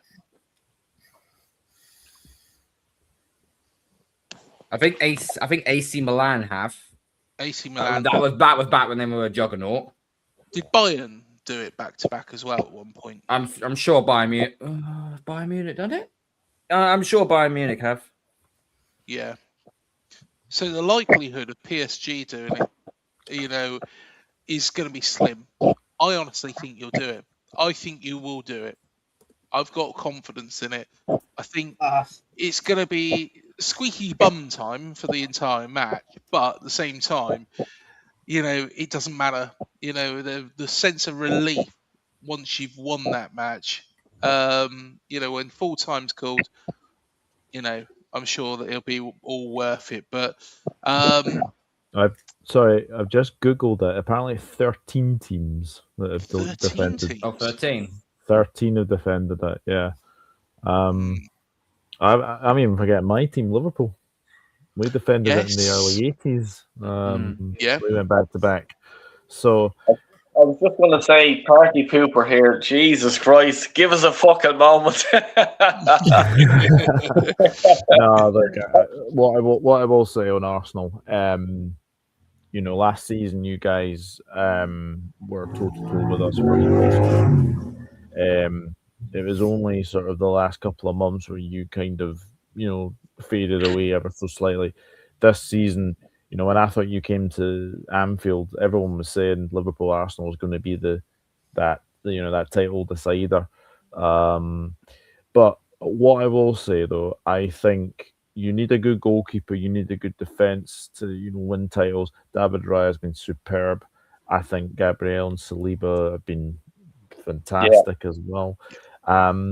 I think the signing of Declan Rice is a game changer. And actually, the one signing who I think has had the most criticism, who deserves a lot of credit, is Gyökeres. Yeah. He comes from Sweden. The girls are very nice. Because honestly, I think if people were shouting out for Arsenal to sign that Sesko, people were saying, Arsenal to sign Isak, etc. But Gyökeres just gives you something different, and you've built a really, really good squad as well. So you deserve the league this season. You've been the best team. People will look to a couple of games. I think the title was lost when Everton drew 3-3 with Manchester City. Man City were fully in control of that game, and then look what happened. Guehi makes a mistake, and then it's 1-1, and then Everton go and make it 3-1. So I think it was that game that sort of lost it as well. But there's been some games this season where I thought, right, City are going to win it, and then obviously like Arsenal lost to Bournemouth. I thought, okay, that's going to be City getting back into it, but then they go and drop points. So it's been that kind of season. But no, Arsenal for me have been the best team this season. I've no complaints about that. Say the very, very least. So yeah, I fully respect Arsenal, and actually, as I said, 2003, 2004. I remember that team. I remember that team that won it. I'll tell you something. There's a fair few players in that team that could definitely scare a few. To if you compared the two teams, I think maybe you'd probably say maybe the defense, Gabriel and Saliba, possibly they get into maybe arguably Raya potentially for layman. So full credit to Arsenal. Thoroughly deserved to win the league. And a one-off game with PSG, you just never know. You just never know. Like I just look at, to be honest with you, I look at that like you've made fucking seriously great points there. I always say, like, I manage a team, a young fellas team, like, under 14s or whatever, like, my son's on the team. And I just go, when you're in these positions, anything can happen. It's a cup final. Anything can happen. So we look at the PSG, the team they have is absolutely outstanding in every position. Like, they're quality, they're Champions League winners, everything like that. It's a cup final. It is a cup final. Oh, like you talked to fucking Crystal Palace last year when they won the FA Cup. They didn't fucking back away from anything. It's a cup final. Let's go for it. I just want to go back on my thoughts of start of the season last year. Being honest with you, I had in my head, I was thinking we can do this. I honestly think we can go for this. I thought Slot, his second year, stuff like that, give or take, they will challenge Arsenal. I thought that Man City will obviously be there or thereabouts, and anyone else, I just thought, no, we're going to be top three anyway. That was my thought on it.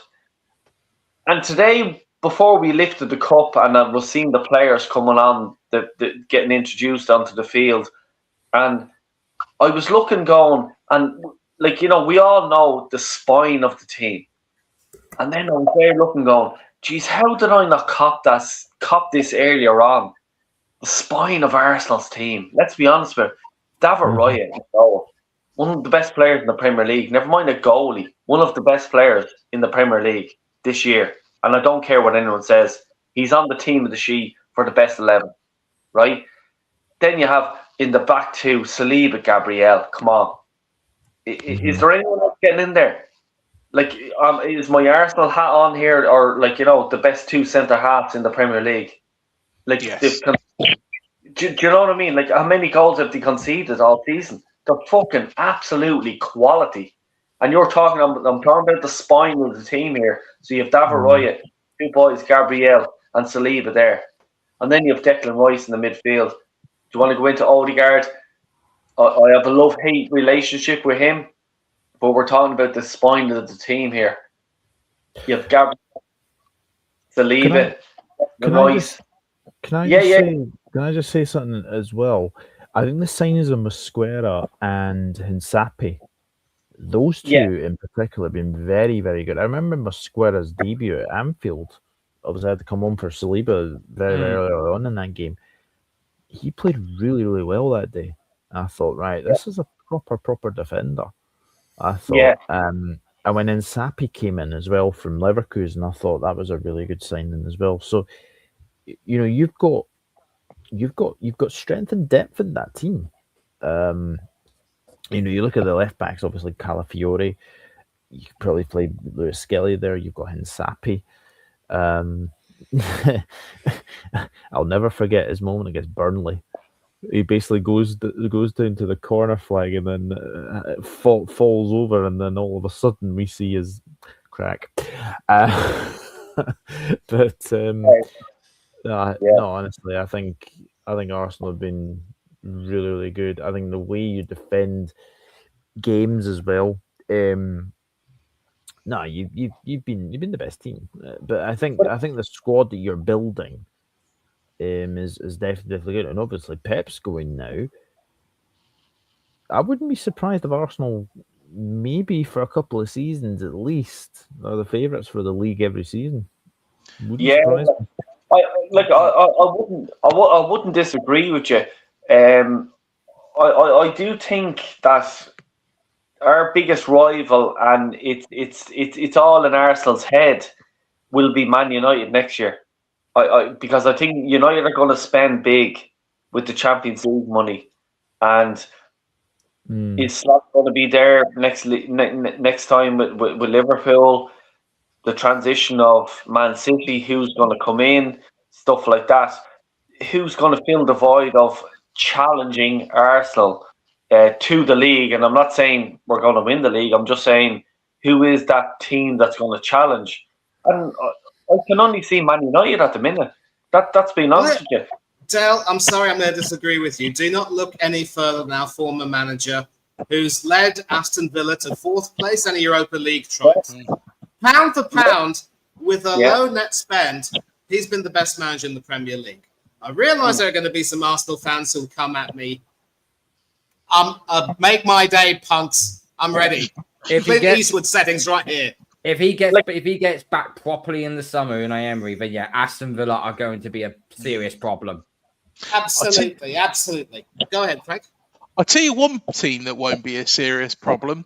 In fact, put a sensible comment here. It's curious that despite the successes of Bournemouth in recent years in the league, they haven't been able to produce a player worthy of selection to England. Just bring back proper South Coast clubs. To be honest, I think Thomas Tuchel should take more attention.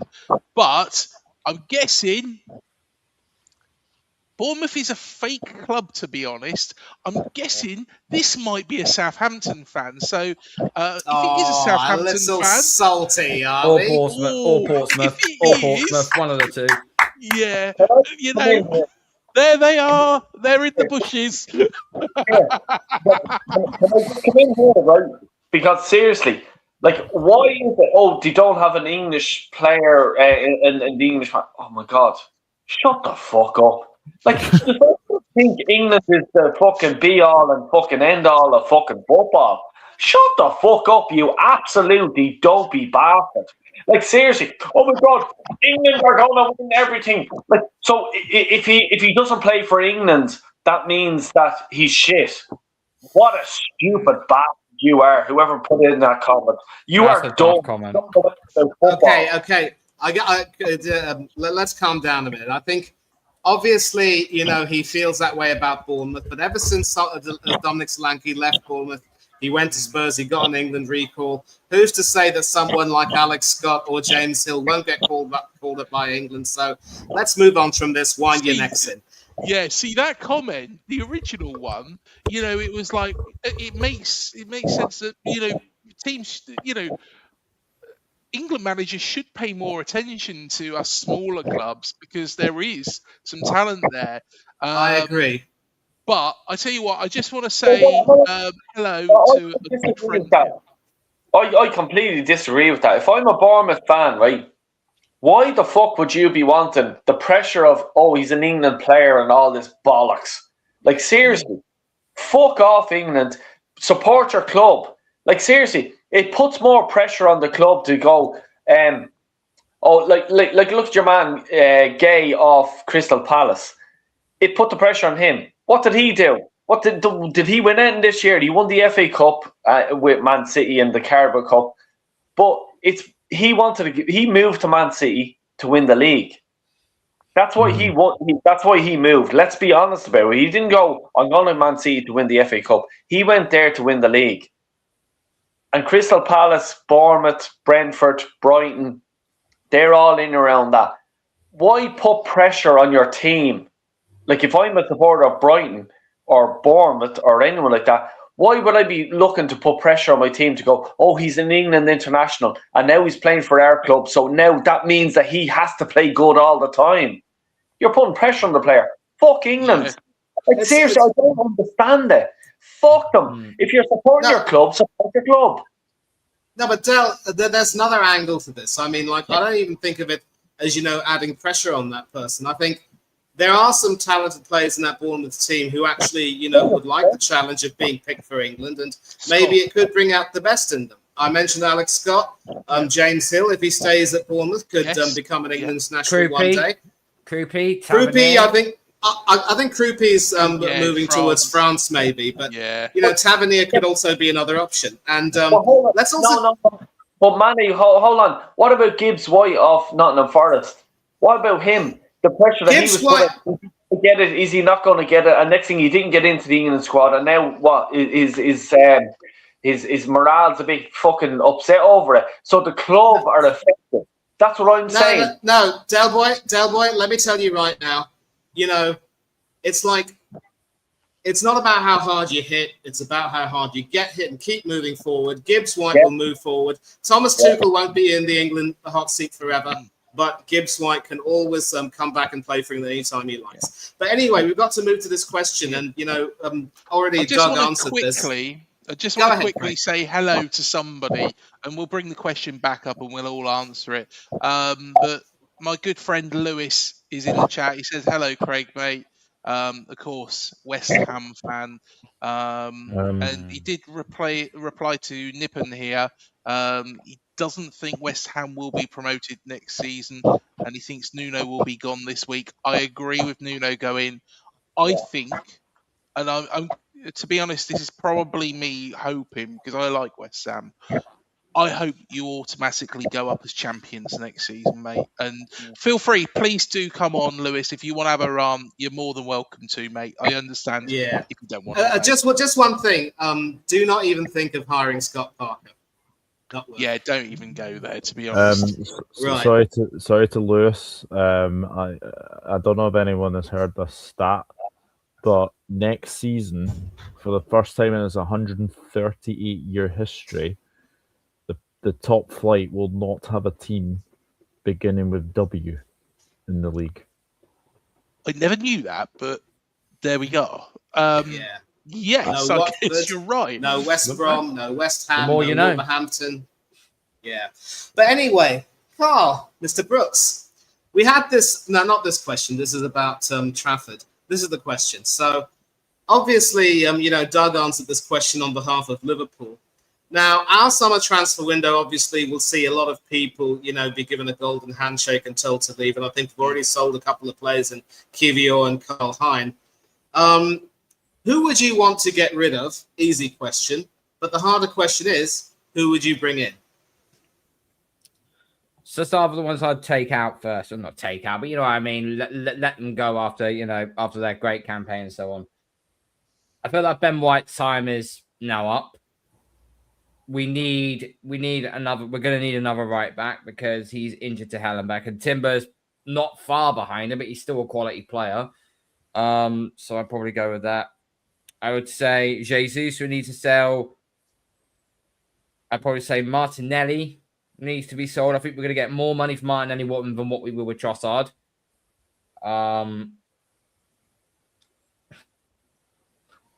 This is going to sound like a real clickbaity type of thing, but I have a special hatred for Martin Odegaard. I just don't understand what he does for us. I don't know if anybody realizes, but he's got a 100-grand bonus if he completes 90% of his passing accuracy throughout the entire season. No wonder he passes sideways and backwards all the time. So that's one particular person to get rid of there. Havertz is another one. I never wanted another Chelsea reject. I was like, for goodness sake, how many more times do we have to keep going to the well regarding getting Chelsea players? And okay, he got us that goal against Burnley. Cool. But you're not Gyökeres, mate. You're not Gyökeres. Yeah, I know he won the league. Okay, don't patronize me, NSS Sports. I know that. But just because he scored one good goal, that doesn't make him a great player. In the same way, Granit Xhaka spent 7 years at Arsenal. 6 of them were shit, and the last season he actually played better because he, correct me if I'm wrong here, played him in his actual position. Played more as a box-to-box midfielder than a defensive midfielder. That was his position when he was playing for Switzerland. So what are we doing here? I just don't rate the guy. Calafiori was on my hit list at one point in the season, but over the course of the last 2 months, he's actually performed better Now he does roam more forward than Hincapié does, but he is starting to defend a little bit better now, which is what you'd like to see. And I think, Norgard was a waste of time. He's made 10 starts all season, one of them being in the Premier League. 56 minutes of total action coming off the bench in the Premier League, and we paid 10 million for him. I said this to you, Manny, on many streams. Instead of getting Madueke, who I also really don't like, if we didn't get Madueke and freaking Norgard, we could have got Kvaratskhelia for 60 million, and then move Miles Lewis Skelly into the midfield.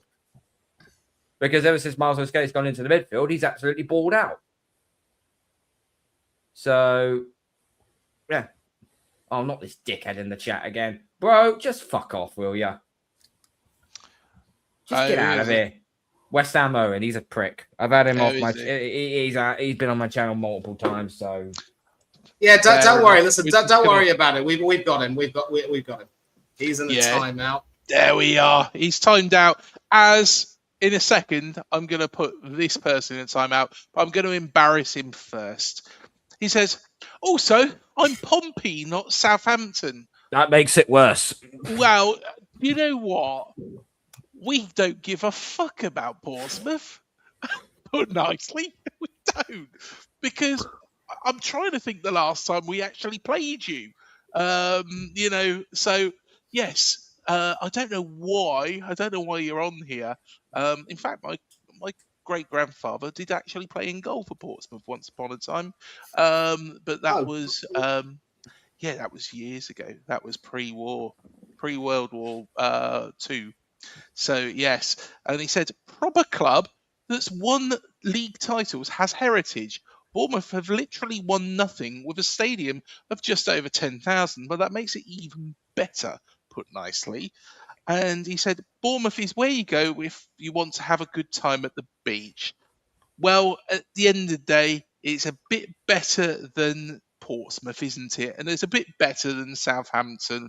So there we go. If you really want to create a rivalry, there we have it. I might also go so far to say, Craig, that Bournemouth probably has the better fish and chips in the South Coast than Portsmouth and Southampton. Harry Ramsden's, Correct. There we go. There we are. And also a very famous American actor was in Bournemouth today. It's the actor out of 24, wasn't it? Yeah, Kiefer Sutherland. Yeah, that's the one. Yeah. Bloody excellent scene as well. Yeah. Anyway, carry on. But there we go. Portsmouth, you ain't got a beach. You got fucking Halen Island. Now, fuck off. You've never heard me swear, Manny. Sorry. Hey, I have, but not live, mate. Not live. You really are. Hang on. Here we go. Portsmouth has HMS Victory.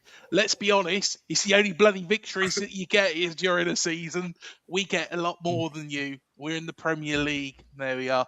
Say no more. I'm ignoring him now. If Hood never got sunk by the Bismarck, then the victory will be fucking non-existent. Yeah. Yeah. See, I know my war history. All right, let's not go there. That said, Portsmouth have got one up on Southampton because they have the Titanic and that went down. I'll tell you what, let me bring in another guest who's been patiently waiting. Hello, Dan. How you doing, mate? You all right? Yeah, I'm good, thanks. Sorry, I was just about to say, I think the last time that Bournemouth played Portsmouth was back in the Lee Barnard season. Yes. A bloody long time ago. That's probably the last time, unless we played them in the Carabao Cup somewhere. Yeah. Well, they've been all the way down to League Two. They are in the Championship now, but yes. Yeah. Yeah, exactly, James. They still haven't made their way back to the Premier League, but No. there you are. Yeah. He's having a sulk now. The Portsmouth fan. More's the pity. I kind of liked Portsmouth back in the day, especially when a certain Henry James Redknapp was managing them. But it's just a reminder. You can never be too good to go down and suffer, and it's how you recover from suffering that defines you. Yeah, we'll see what happens with Pompey. I thought he was a Southampton fan, to be honest, to start off with, but there we are. It's Portsmouth. I tell you what, should we segue into this bit actually? Because of course, let's talk about Spygate. Everybody's doing it. Of course, Southampton kicked out of the playoffs. Before they were kicked out, I think it's safe to say that anybody out there probably had them as favourites to win those playoffs. And then it's all unravelled what they've been doing. Firstly, I did a video about it actually because I picked out loads of stuff from social media. Firstly, was it right for them to be kicked out? Secondly, what should have happened, after them being kicked out? And thirdly, and this is the extremities, there is certain teams, Oxford United being the main people, but there is other teams. Of course, Portsmouth fans are asking for them to be relegated. They always would do.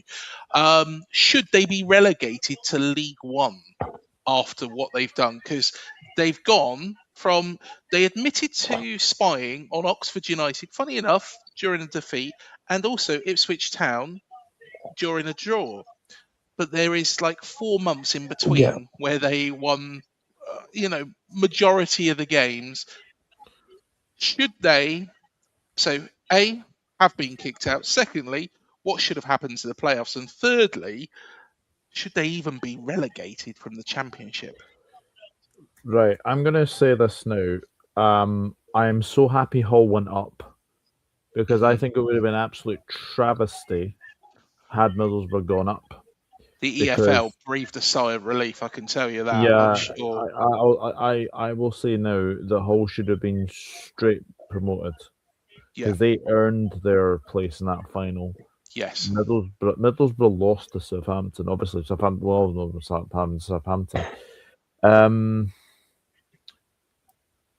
I think a 4-point deduction is very lenient.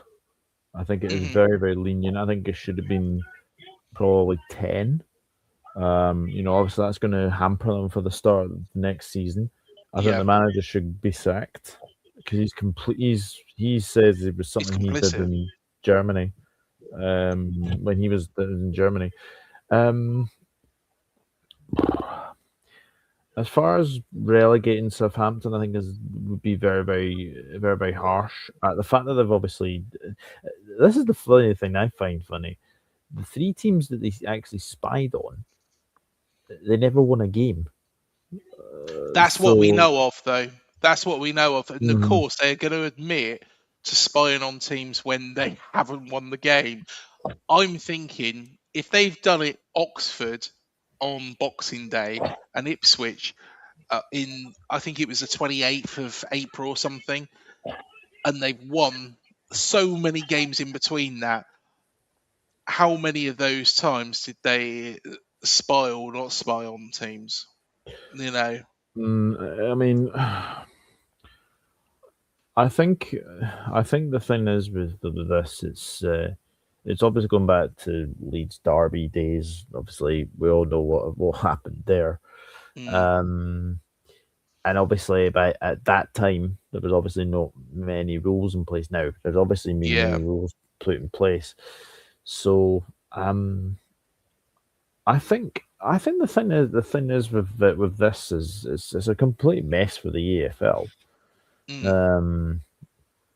And I think it would have been very, very unfair had Hull not gone up. Obviously, you saw at the start of the game yesterday that the Hull owner basically said that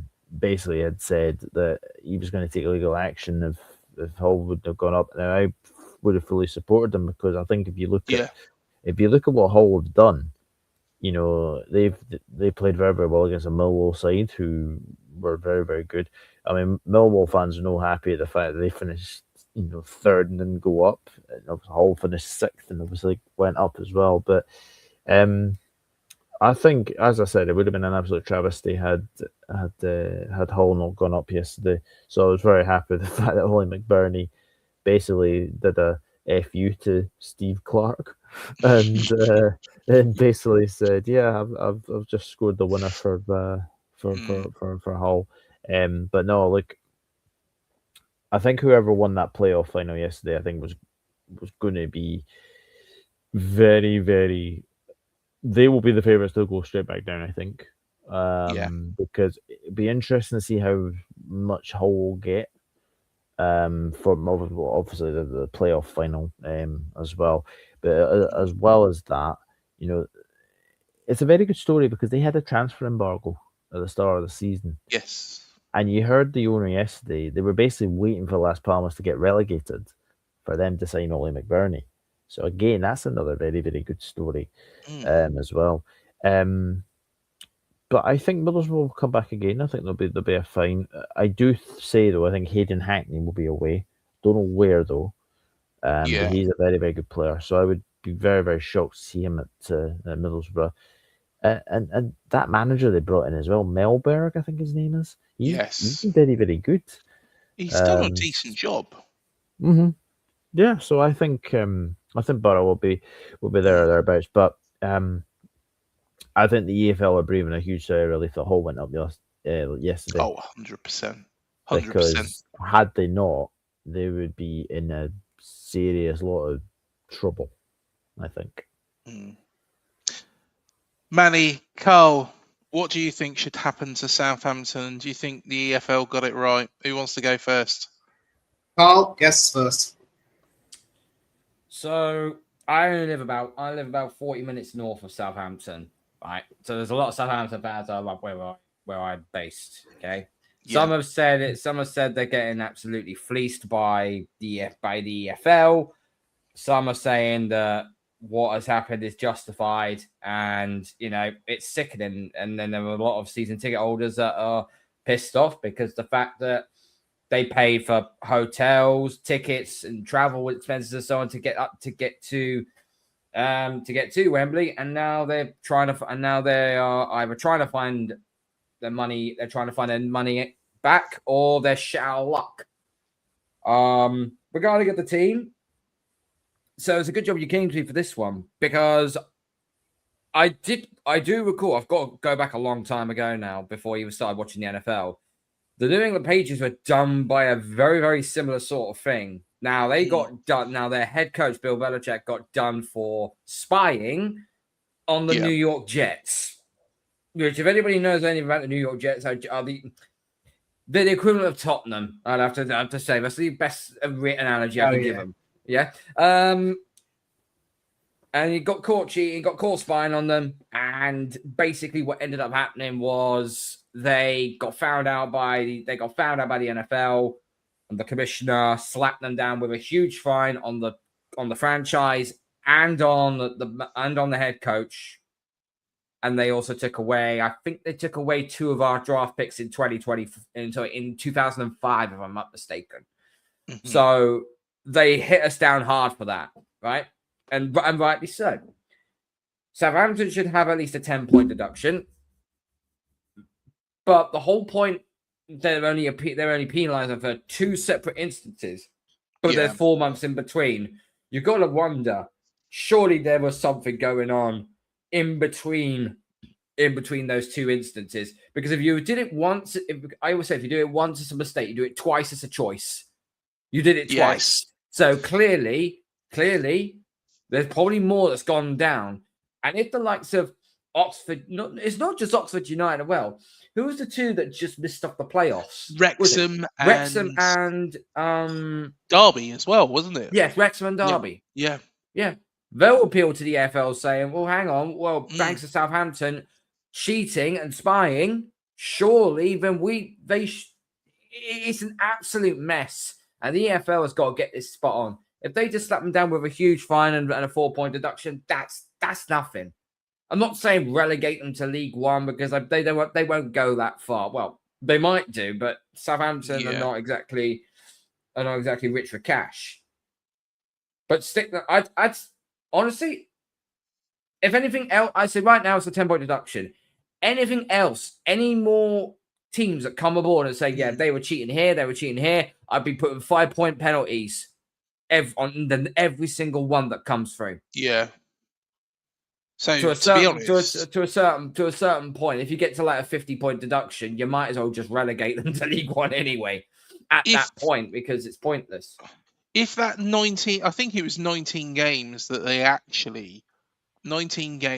they went on a run, a bit like ours, but only we did it in the Premier League.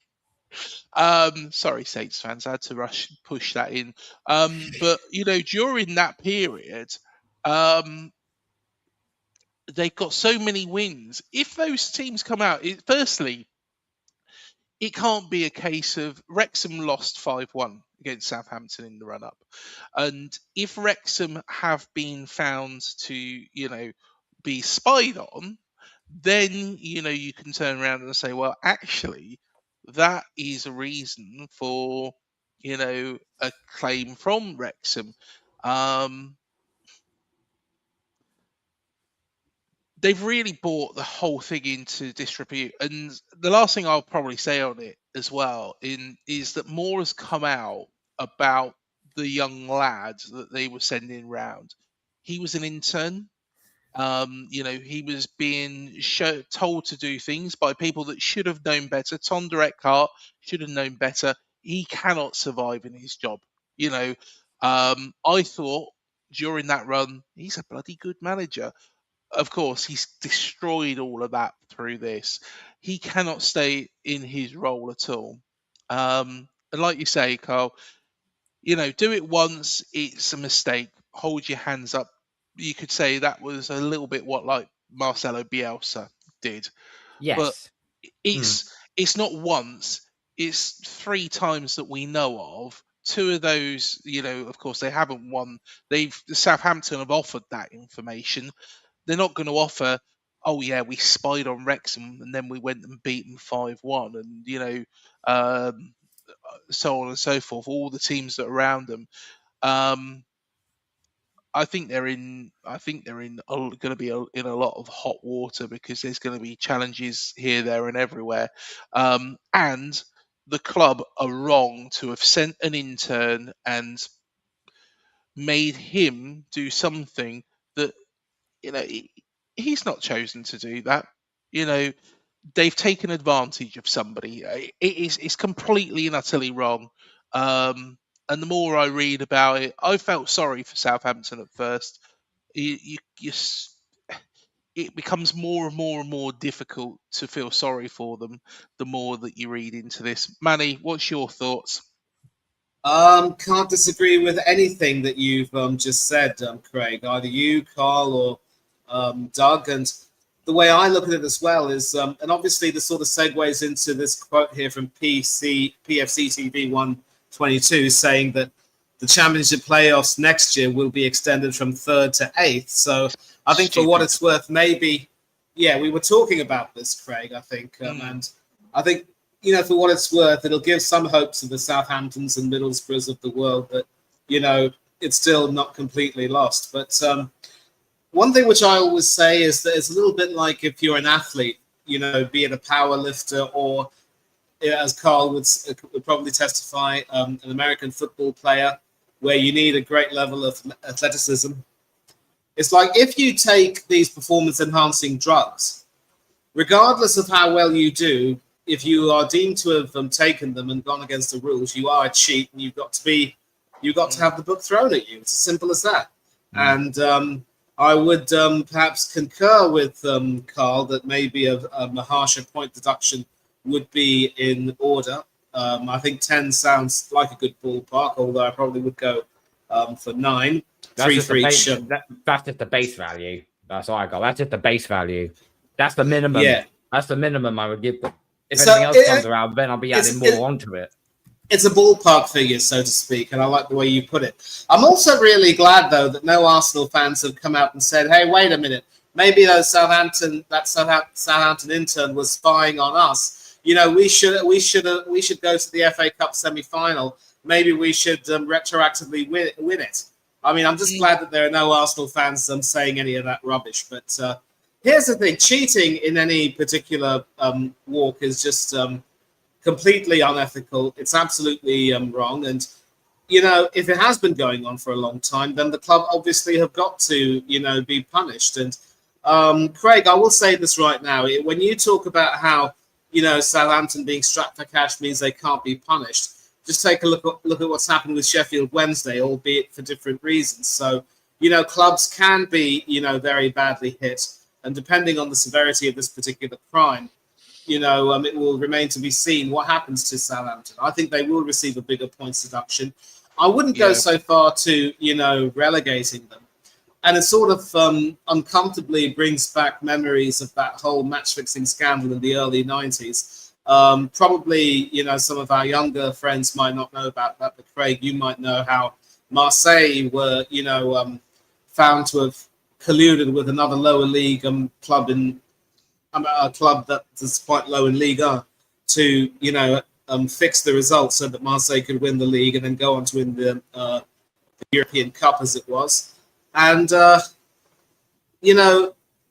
of us want to see that. It'll just, destroy the integrity of the game as we know it. Yeah. And, Eckert definitely has got to lose his job. There's no way he can do that, especially if, before you come to the Premier League, you've got to make sure the rules that are to be followed, the protocol to be maintained. We've got Tony here. Good evening to you, gentlemen.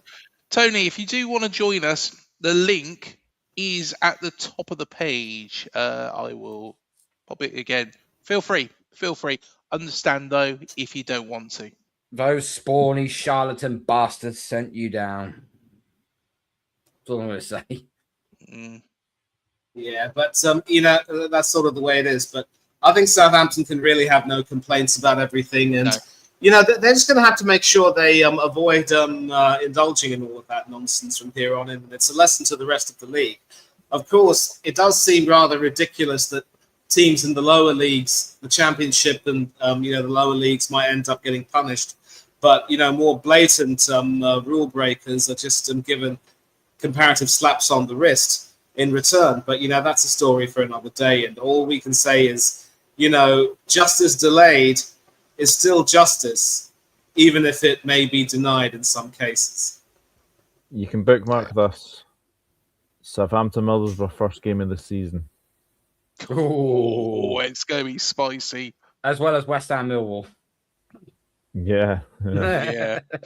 Yes. What a shame I might not get coverage of those games, but it is what it is. And speaking of West Ham, I want to invite on another good friend of the channel. Hello, Tony. How you doing, mate? I'm good, Craig. Yourself? Yes, all good. And I'm so sorry to see you guys go down. I am as well. I was hoping that you'd be able to pull it through, but I did have a feeling, and it was a feeling, to be honest, I said on our Dean Court social, I said, I think Everton, David Moyes will do West Ham a favour. And then I thought about it more today, and I thought, Everton are the perfect team for Spurs to play because Everton are shite. Yeah, I mean, we did a watch along today, and when you looked at how Everton played, I think they got to the final third and got goal shy. That was the truth. I think, I think there was the stat where it showed Spurs. I think it was 14 attempts. I think there was 1 or 2 shots on target, and then you looked at Everton's side, and it was 0-0-0, and that was about 30 minutes into the game. So that kind of just showed you, the truth don't lie. But as I said to Carl when I was on his show yesterday, and I weren't going to say anything until this game was over and done with. And I must admit, in the back of my head, and that I thought we was already done months ago. We put ourselves there, or shall I say, Nuno put ourselves there. The fact that we have been in a situation where, from having a lead in games, we lose 22 points. It's relegation material at the end of the day. And it was, I mean, good that we got the result today. I think that was important to get the home result, especially it's the last game of the season. You need to see that, because the worst part about it, you had Spurs and West Ham at home. So who was going down was going to do it in front of their fans. So we needed to get the result, and I think most people thought we was going to beat Leeds anyway. But then you're relying on counterparts, 8 miles down the road to go and do a job with against an Everton side, and it was one of those. And has it been coming? Yeah, the last couple of seasons, it's slowly been on the. This has been coming closer and closer and closer. And when you listen to the West Ham fans, and they're all aiming it towards Sullivan and saying, like, sold our soul for this shithole, basically, that kind of tells you how people are feeling about this owner. So it's one thing to kind of go out as long as you put a fight up. Unfortunately, we didn't do that. So we are where we are. And looking forward to the likes of Lincoln City and going over to Wrexham and all places like that. Should be fun. I think you will come straight back out of that division quite quickly. I think keep the core of the squad together. I know that there is going to be players who will leave, but keep the core of the squad together. There's enough fight, there's enough battle in that West Ham team that I think you'll probably win that league. In all honesty, I think the two teams that have gone down with you, I think Wolves will struggle to go straight back up, and I think Burnley will be in no man's land.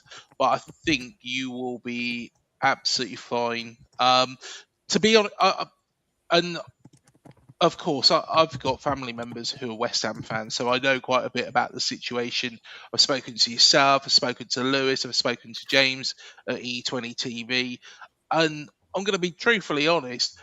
The reason why West Ham are in this situation is because of David Sullivan, Karen Brady. The pair of them, they should never have left Upton Park. It's destroyed the whole atmosphere, the whole intensity of going to West Ham. And those two people have got blood on their hands. You know who else has blood on their hands, Craig? Boris Johnson. There was a story actually not too long ago which said that, if West Ham were to go down, which sadly they did, the deal they have with the London Olympic Stadium would have set taxpayers back in London a very big way. They'd be further out of pocket. And the person to blame for that, obviously, was the mayor who sort of cut that ridiculous deal that shouldn't have been cut. And now there's a problem. West Ham are stuck with that big stadium.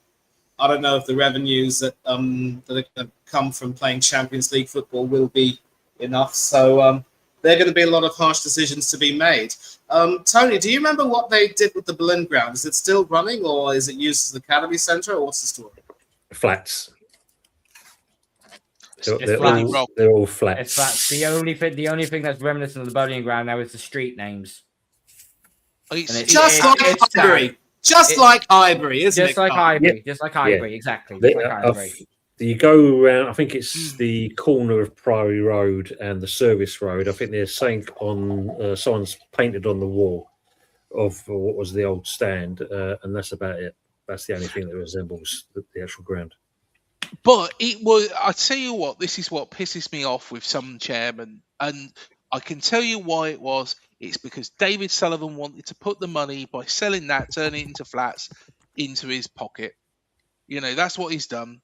And honestly, it's an absolute joke what's happened to West Ham. Absolute joke. Somebody should have stepped in. From the league, from the footballing authorities, because I've been to Upton Park. It's a great stadium. Great stadium. The atmosphere was immense. It was where we got our first win in the Premier League. And sorry, Tony, to mention that. But thanks for the reminder there, Craig. I love that. But I tell you what, Callum Wilson had a bloody good game that day. But I tell you what, it's one of those stadiums that was the pinnacle of English football. And what they've done, Sullivan, Karen Brady, Of course, Gold's no longer with us, so I don't like to speak ill of the dead, but at the end of the day, he was involved in it all. I've sold Upton Park for their own benefits, whilst moving West Ham into a stadium which is a soulless bowl. That's not a football stadium. So No, it's not. It's like you've basically got an Olympic track going around the stadium. It's not a football stadium. I think there was reports that if you did actually buy the rights to actually own the stadium, you could have just shut down the actual track and actually just encaved more seating around.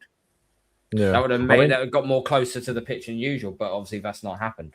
Well, I'm really sorry to see West Ham go. I've always said it here that West Ham are a really great football club. I totally agree with Craig saying about David Sullivan and Karen Brady. Karen Brady's obviously now left. There's been a few reports about Mr. Sullivan that are not very, very good. I'm not going to mention on here, but innocent until proven guilty anyway. But I've seen Jared Bowen's interview after the game against Leeds today. It almost feels like he wants to get them back up. Now that must feel very, very good in a way, because you know that if Jared Bowen wants to basically stay and basically get West Ham up, then he's a proper West Ham boy. And obviously, we all know his dad's a big West Ham supporter. So out of the players that you've got at the moment, how many do you think will move on? I'd say we're probably going to see 4 or 5 players. I think, obviously Disasi is going to go back to Chelsea. You're going to have Fernandez is heavily linked with Man United. I think they're going to ramp up. I think we're asking for something like 80 or 86 million. So it wouldn't surprise me that Man United will match that. Juve probably maybe another one to go, which some West Ham fans will think that's not a bad thing really, because he started off all right and completely went on the downhill from that point onwards. Wilson, I don't think he'll be hanging around. He's done his job today, but as he's already said on his comments today as well, Doug, he's kind of worded it in the way of saying, like, I've done my part, but really I've not been given the opportunity to do things. So that's the way I kind of read that. We're still going to have the likes of still got full crew to come back. We've also still got, of course, yeah. Yeah, we've still got Alvarez to come back as well. And we've also got Cornet to come back as well, So, yeah. When you look at things like this, but it wouldn't surprise me that, you're going to get a few other clubs sniffing around, a couple of the players. And Tatty, by all accounts, doesn't want to take a pay cut. There's obviously talks they're going to be reduced by 50%. He doesn't want to do that, so he could be looking to move on as well. So it's very much up in the air where it's going to be. I mean, at the end of the day, the Bowen thing is reassuring. Hopefully, he encourages some of the others to kind of like, can we stick in with this as well? Souček, they were basically, this should have been in, it for him. Do they offer him another, year extension just to keep him in with the Championship to kind of give us that what we needed in an experienced player? Because that's one thing that we've missed. We've kind of got rid of what was the experience. When you look at the Antonios, the Cresswells, the Ogbonners, the people that kind of had the old school experience. Now we've got a team that are kind of reliant on each other. We've seen in certain areas where when it comes to the real crux of things, they go hiding. I mean, we've got to look at the fact that Nuno has mucked around with this team several occasions this season, and that has been very, very damaging. Like I said earlier, when you lose 22 points, we wouldn't have to worry at all at this situation. But we also got to look at the beginning of the season when you had Potter in charge. And we've just signed Hermansen from Leicester. Not really had much Prem experience, and he sticks him in the opening game of the season. And we get spanked. And then we go at home and we do exactly the same thing and we get spanked. And we did that for 4 or 5 games and not learning our problems. The damage was already done at that point. So it was, the moss was already started growing on the stone as it started going down that hill, and it's just gaining momentum as we're going along. But I will say this, it has been like this for a good couple of seasons. And I've said it many a time. It stems down to once we won that Europa conference, David Sullivan had suddenly realised that he's got to dig his hand in his pocket if we're going to emulate that and move on. And he didn't want to do that. But we was warned by Birmingham City, these 3 that you're going to get coming in buying in your club, and that they warned us. This is what this lot will do. And it's taken him 10 years, but he's finally got his wish. Carl, I know that you have to nip off in just a moment, but thank you so much for coming on the show again. Before you go, can you tell us where everybody can find you, mate? Yeah, thank you for having me on, Craig. Much appreciated. And obviously to Manny, James, and the other 2. Sorry, I've forgotten your names. Now. Obviously Tony and what's your name, Liverpool guy? Douglas, yeah. Douglas, big up to you, bro. Big up to you. So yeah, you'll find. How can you forget his name? The Dugout Channel. How can you forget his name? It's the first time I've ever met the guy. Give me a chance. Tony, listen. There's a reason why he's wearing dark glasses. Let's put it that way. Is it? Of course. Is he learning the Arteta Dark Arts, Manny? Is what it is? No, I've got a very bad sunburn for being at Chessington World of Adventures today because my boy. I was going to say, how did it go with your boy? Good birthday, he loved it. He loved it. But oh my god, it was very hot. It was very hot. I'm not going to lie to you. You'll find me on my YouTube channel, Root for Schooner. You'll find me on Instagram, Root for Schooner 35. I've got not doing anything tomorrow. It's this bank holiday still, so I spend the time with my boy in that.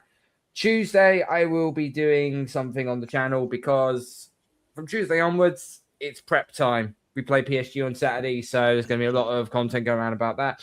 And I'm also going to have an upload come out in the next few days of haters' guides to the Premier League season review. So something a little bit different I will do. But and don't worry, I will refer to Tottenham as robbing charlatan bastards. And no, I will not take that lightly. So anyway, Tony, love to you, my friend. I'm sorry to see West Ham go down. I really, really am. I spoke to my mum's cousin earlier on today, West Ham season ticket holder, and he's like, we've only got ourselves to blame. He said, but I'm absolutely freaking devastated. We get the win right at the end of the season, and then it just doesn't work out for you. But no, thank you, Craig, for letting me on. Much appreciated. And pleasure. I'm gonna go to bed because I've had a long day. So fair enough.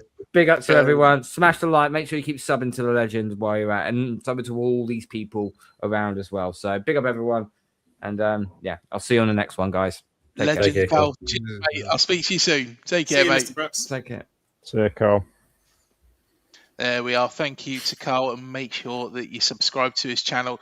Tony, I just want to bring up as well, of course, that run-in.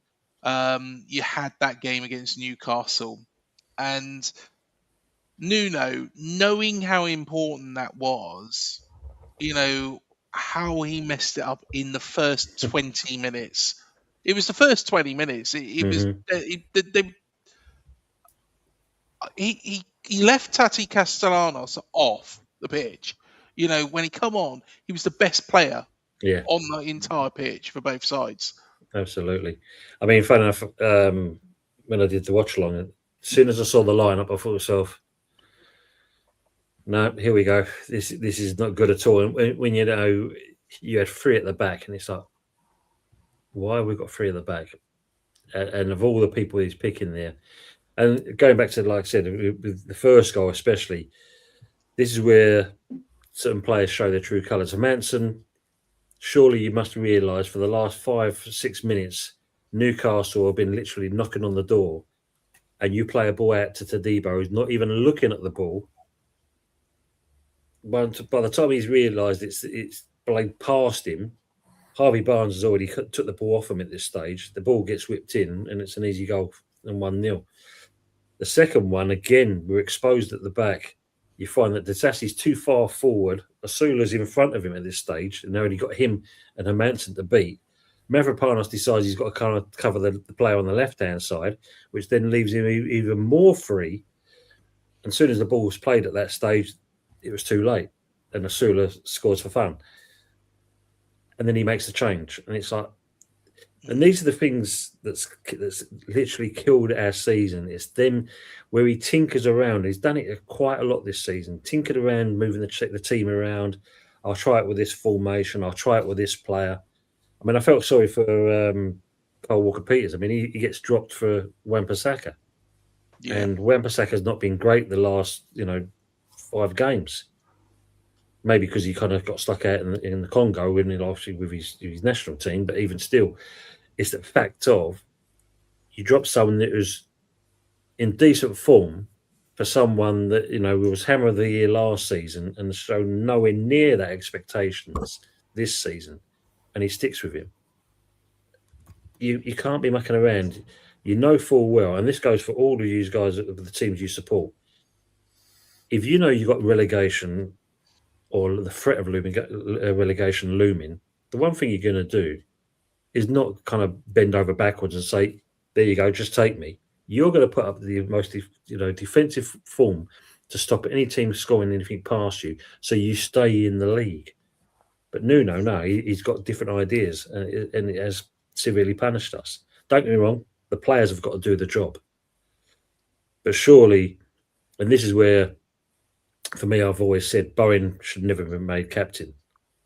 Because at that point, as soon as I see the squad, and I would say, no disrespect, Gaffer, but I'm not, I don't think this is right. Don't get me wrong, you get paid for making them decisions, but I still feel I've got a right to say my thing to you, because I feel like with what we've got here at the moment, this is the wrong setup. Everyone else could see that. I mean, if Ray Charles was still alive and that, I think he could even see it himself and say that, that was wrong. And it's them kind of games that have really killed. And that's been the frustrating thing. The fact that Nuno is not saying nothing at the moment on his position. For me, I think he's going to go. I think he's going to walk. His contract finishes basically, Yeah. I think he has to. Even me, I could tell that, this whole setup was completely wrong against Newcastle. And it was the golden opportunity. I just want to bring on somebody, actually, who is going to be able to tell us what a European tour feels like as well, and the Europa League. Hello, Mr. Tour. How you doing? What's going on, Craig? What's going on, Pano? What's going on? What's going on, Doug? What's going on? Hello. What's going on? Mate, good to see your face. And of course... What's your face? What's your face? What's your face, everyone? Oh, we always have banter. Tell you what, like a European tour's like, and all that. It's amazing. Went to every single game. I'm looking forward to it, mate. Honestly, mate. I'm already on the plane.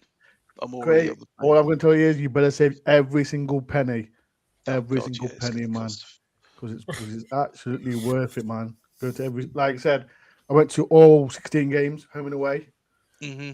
And if people want to see it, go and watch my vlogs, man. Like I said, go to Istanbul, Copenhagen, Spain, Portugal. Where else have I been? Austria, the lot. And it cost a lot as well. So, but yeah, it's amazing, man. I went and today, and after seeing, I went to I've been to every home and away game. First game was beat Brentford, and now we finished off with you lot. Yeah. 52 games I've been. Bloody hell! So yeah, but yeah, you got 3-4 managers as well, Mr. Dorr. And we stayed up. About to say that I was listening to a West Ham fan. The thing with Nuno, right? He like I said, it's his fault.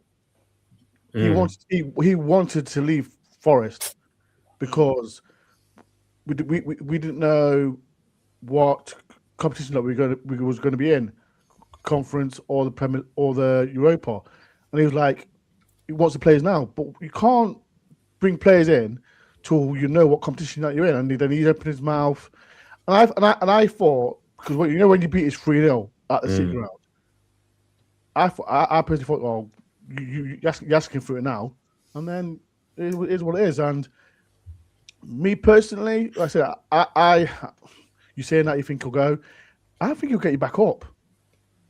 I think because he always does well with second. I know you got relegated, but he always does well in his second season, like he did with us, because we almost got relegated when his first stint at Forest. But then, as you know, everyone knows, we finished 7th. But I know Moyles, he peed me off, man. Why can't Spurs get relegated? The only thing, and listen, just what's your name again? Tony. The only thing about West Ham is the stadium. That's the only thing I'm not gonna miss, because I think, no, I know disrespect, and there's any West Ham fans watching this, it's the worst stadium in the Premier League. Yeah, the worst. Yeah. But listen, it's been great, Craig. Like I said, you better save your money because there's European tours. It's amazing, absolutely amazing. Mate, I'm looking forward to every single match. You know, going away to all these places. Do you know what? I was saying to Manny the other day, I said, all these places we could go to. Transnistria. Have you ever heard of Sheriff Tiraspol? Who? Oh, I have. Sheriff Tiraspol. Where are they?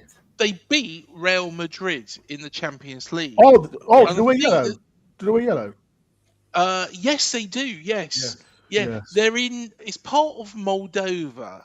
But you won't be playing them, Craig. You won't be playing them.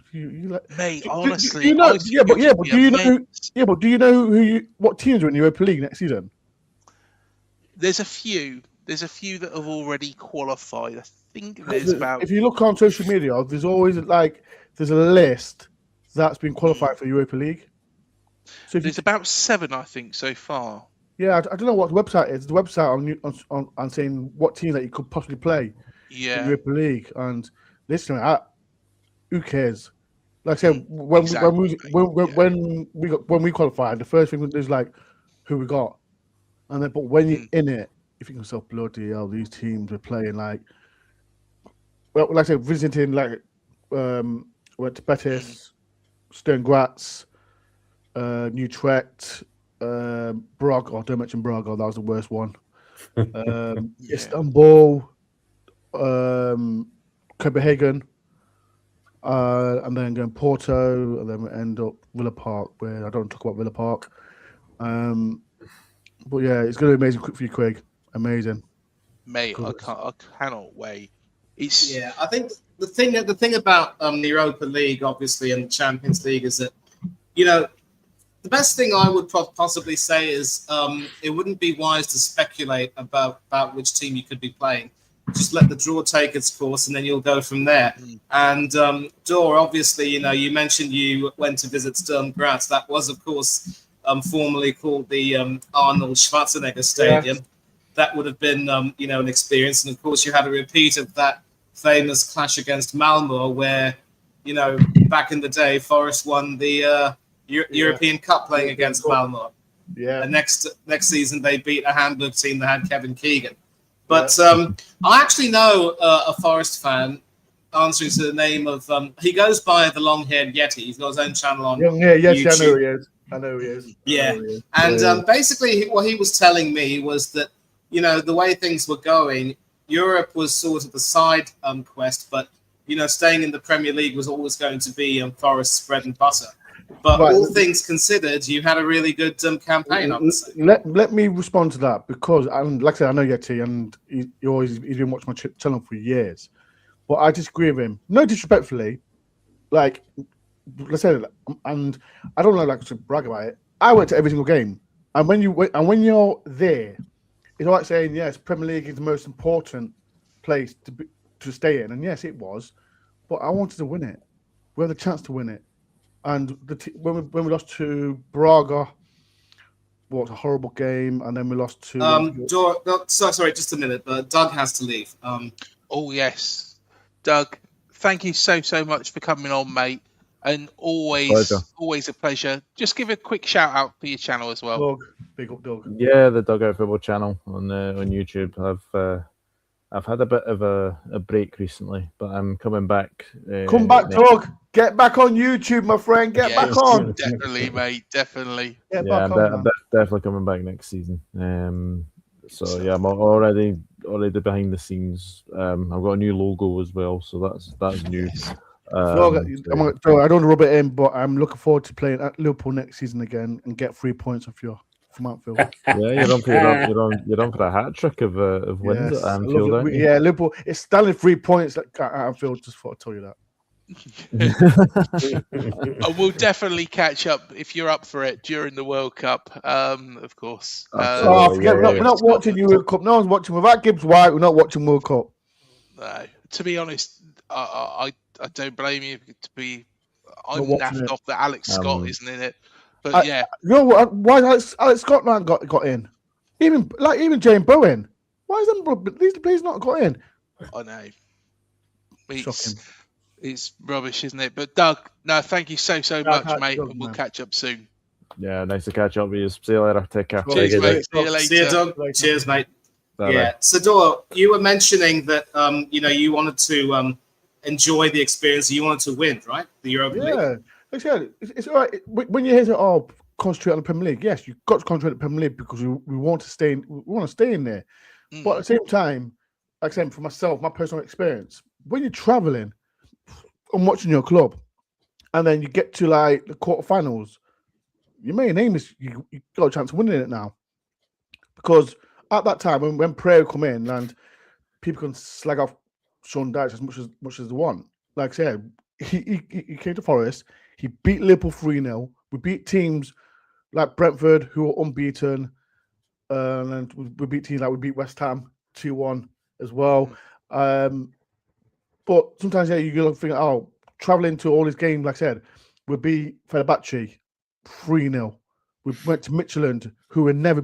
Midtjylland is like a Bournemouth to us. We never beat them. But when you get to quarterfinals, you think to yourself, yeah, we can go and win it. And that's what I think. That's what Bournemouth should do. Yes, next season. I said I'm very impressed with Bournemouth. Very impressed with them because we got a great team. It's a sad manager. Their manager's leaving as well. But I was very impressed with him, the way they play. I didn't know Scott got injured before the game. Yes, he did get injured before the game. Yeah, I think so. Where is he? Where is Scott? And then someone told me he got injured. I'll tell you what, though, Mr. Dorr.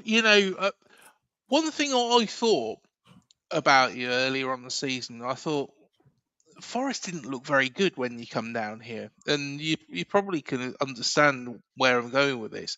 But do you blame Europe for a lot of your Premier League position this year? No, because today, you look miles better than what you have done.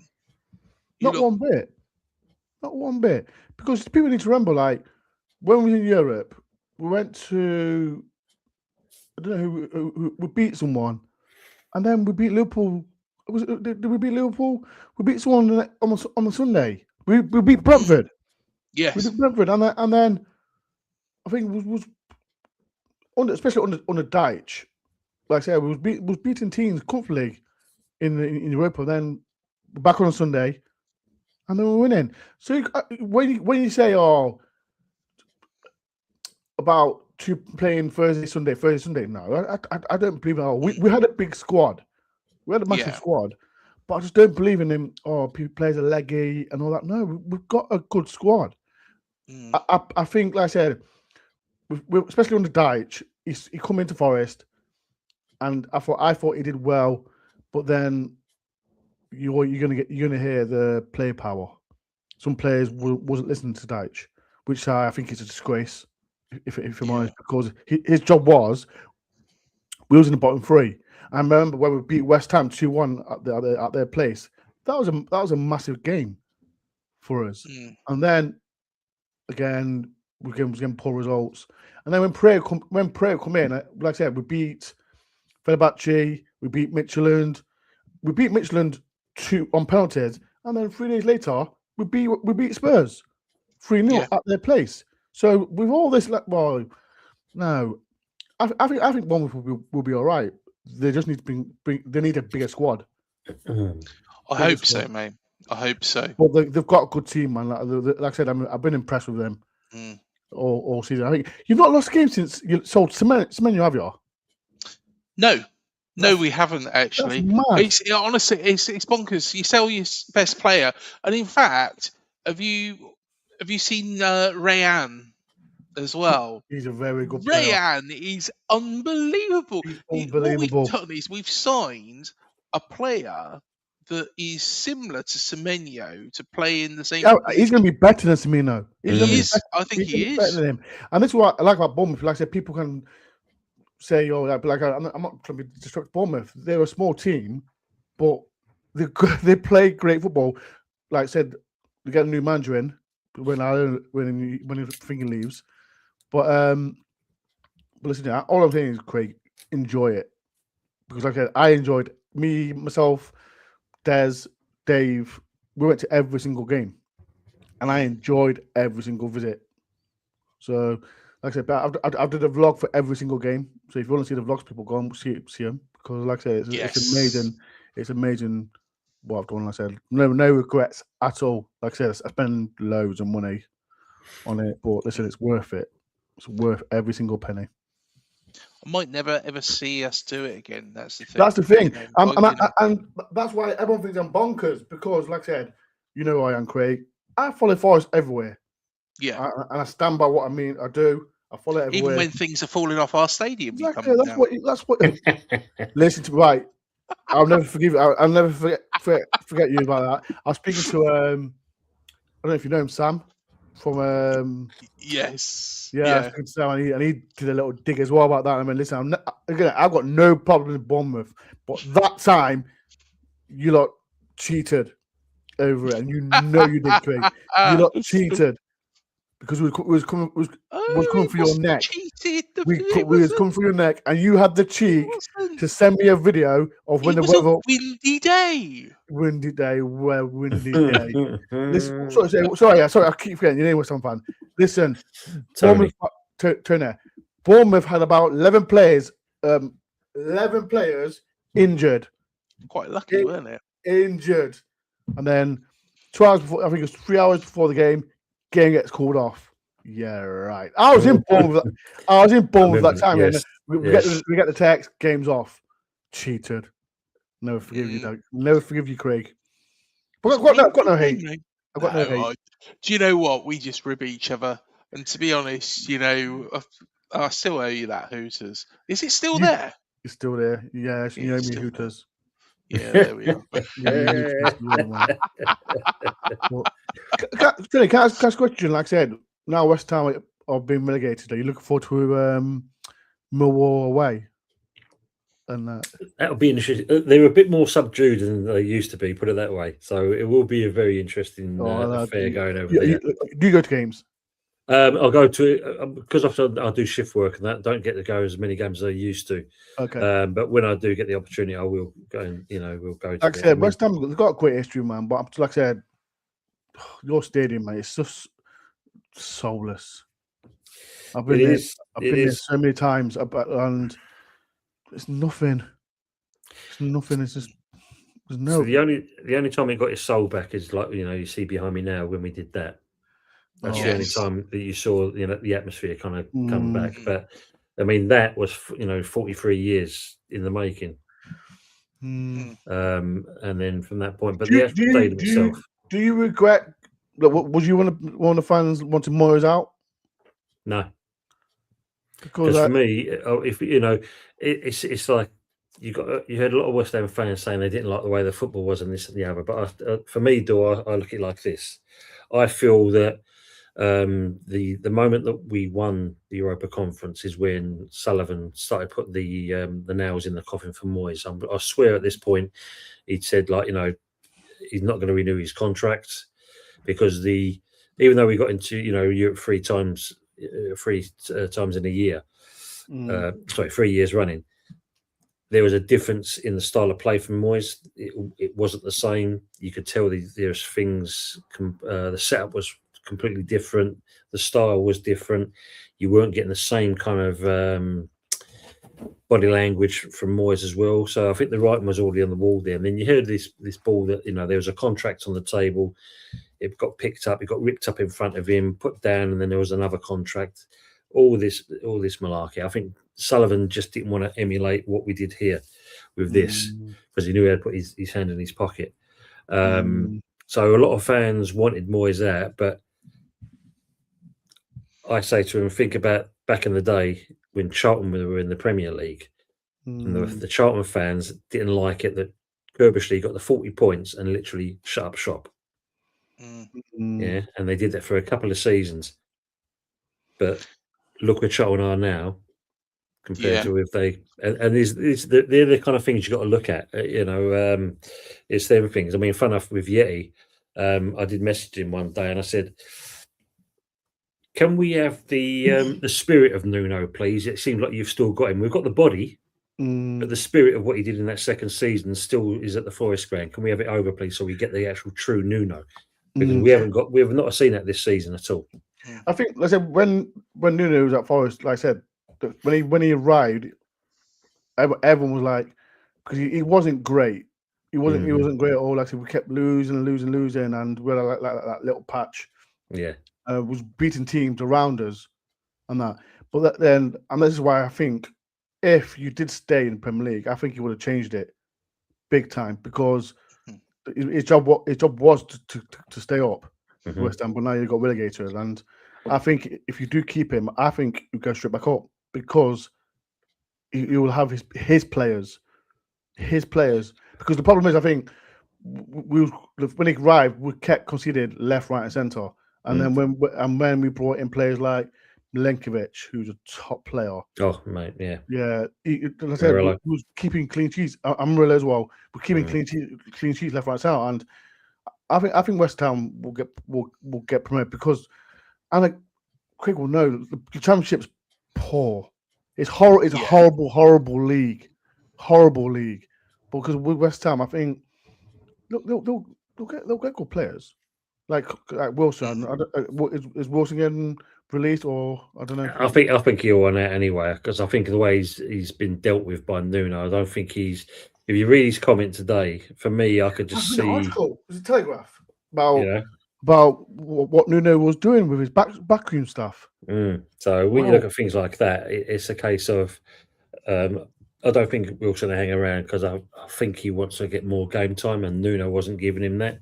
And there was a thing when he first came in that I don't know how true it was, but it was a case of for every goal that Wilson gets paid because he was on apparently a basic wage, and he will be paid an additional every time he scored.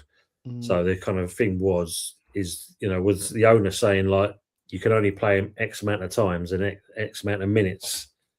So that way he doesn't score a goal, so we don't have to pay him out. I don't know if you know, Tony, because like I was reading an article again about Nuno's arguing with his backroom stuff. And this is funny, mate, because when Nuno went to West Ham, the backroom staff was at the Forest game, the first Europa League game against it wasn't Michelin, it was Porto. I don't think itself. Hey, how come he's not talking his backroom staff? His backroom staff was really cheesed off with Nuno the way he spoke in his press conference against Forest. It was before the West Ham game. So why have you opened your mouth? I said if you're not happy, keep your mouth shut. And then, as you know, West Ham won 3-0, gets sacked, and then days later, he comes to you lot, and I can't believe he because if he kept that backroom staff. They at Forest and went to West Ham. I think he would have been all right because I think one of them's at Wolves. I think so. I'm just going to jump in because Manny, I don't know what time it is there. Well, where are you, Manny? I live all the way in India, Dora, and it's 4 a.m. I've been awake the whole day. I'm actually quite 4 a.m. You're mad. What can I do? Listen, Craig had this show. He wants to do it. I said Is Craig paying you, man? No. Still, listen. I tell him. It's always a pleasure. What team do you support? Arsenal. And we already had a chat about, winning the league. But get him off the show. But here's the thing. Like, see, this season, I've not really been very happy with the football that we played, to be honest. And I've had to deal with. Yeah, I've had to deal with a lot of the league. You just won the league. Be happy. Yeah. You're not one of them fans, are you? You're not one of them fans. I'm upset. Come on. It's not a question of being upset. I mean, listen, Dor, there are a lot of layers. You're in the Champions League final. Be happy. There are a lot of layers to it, and obviously, I have reasons to be happy. No, sorry, I couldn't disagree. Listen to me. If Elvis Free was in your position, I'd be the biggest smile on my face. Don't be happy. Don't be depressed. I wish I was in the Champions League final. It's not a question of being depressed. Look, I'm tired because I've been all right. I'm putting terms. Depressed. No. Dor, listen. Let me have the last word on this because I've got to go and it's my team. Okay, I've seen the team play some pretty poor football. Mm-hmm. I also know that we've been very fortunate with a lot of VAR calls. Although I will say, and I'm sorry to say this, Tony, it was a foul by Pablo on David Raya. He had his arm across his neck. You can't do that. But there were probably some other infringements. It was a foul. Get over it. It was. I said that's what I said, Dor. It was. You got to see where the ball was played first of all, and there was more concentrating on the arm on Raya than where it was done in the first place. Foul. Get over it. Agreed. No. You got to look at where it was done in the first place. No, come on. This is where it was a foul. There was they're all doing it. Anyway, apart from that. We've had some, like I said, pretty poor VAR decisions go in our favour when they shouldn't have been in our favour. Some of the football we played against teams like Wolves and other teams has been absolutely, poor. And I think when I take a look at the way teams like Bournemouth and Aston Villa have played this season, they played some really amazing, outstanding football, quick in transition. It's been, great to watch them. Yes, we've won the league after 22 years. But also the way things have been managed is not really sustainable. And the challenge is we've got to retain this league next year. We've got to keep winning. Otherwise, I'm not too sure I can be happy. But I'm focused on Budapest right now. Let's see what happens. But gentlemen, I've got to go to sleep. Tony, Dor, and of course, Craig, I will see you again very soon. Football has a problem, and you and I need to meet to discuss it. What's the problem with football? Take care, Manny. Lots of things. There's so many problems, Dor.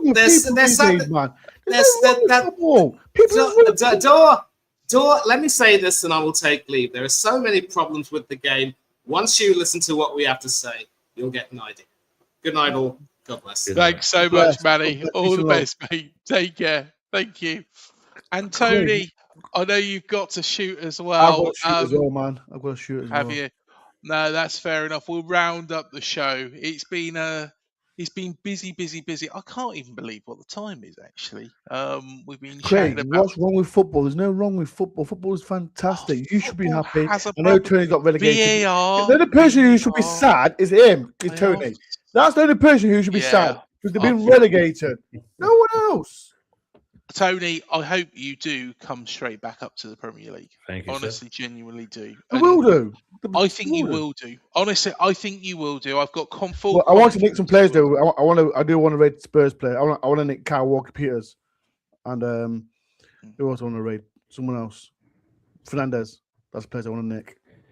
He'll be going Man United. Guarantee that one. Fernandez. Yeah, as a backup though. He won't get his first team. No, Casemiro, isn't it? No, Anson. They want Anson. No, I think they're already lining up for Fernandez already. No, man, you don't understand. All I see from Man United content creators, I think they got him straight. I think they got him now. It's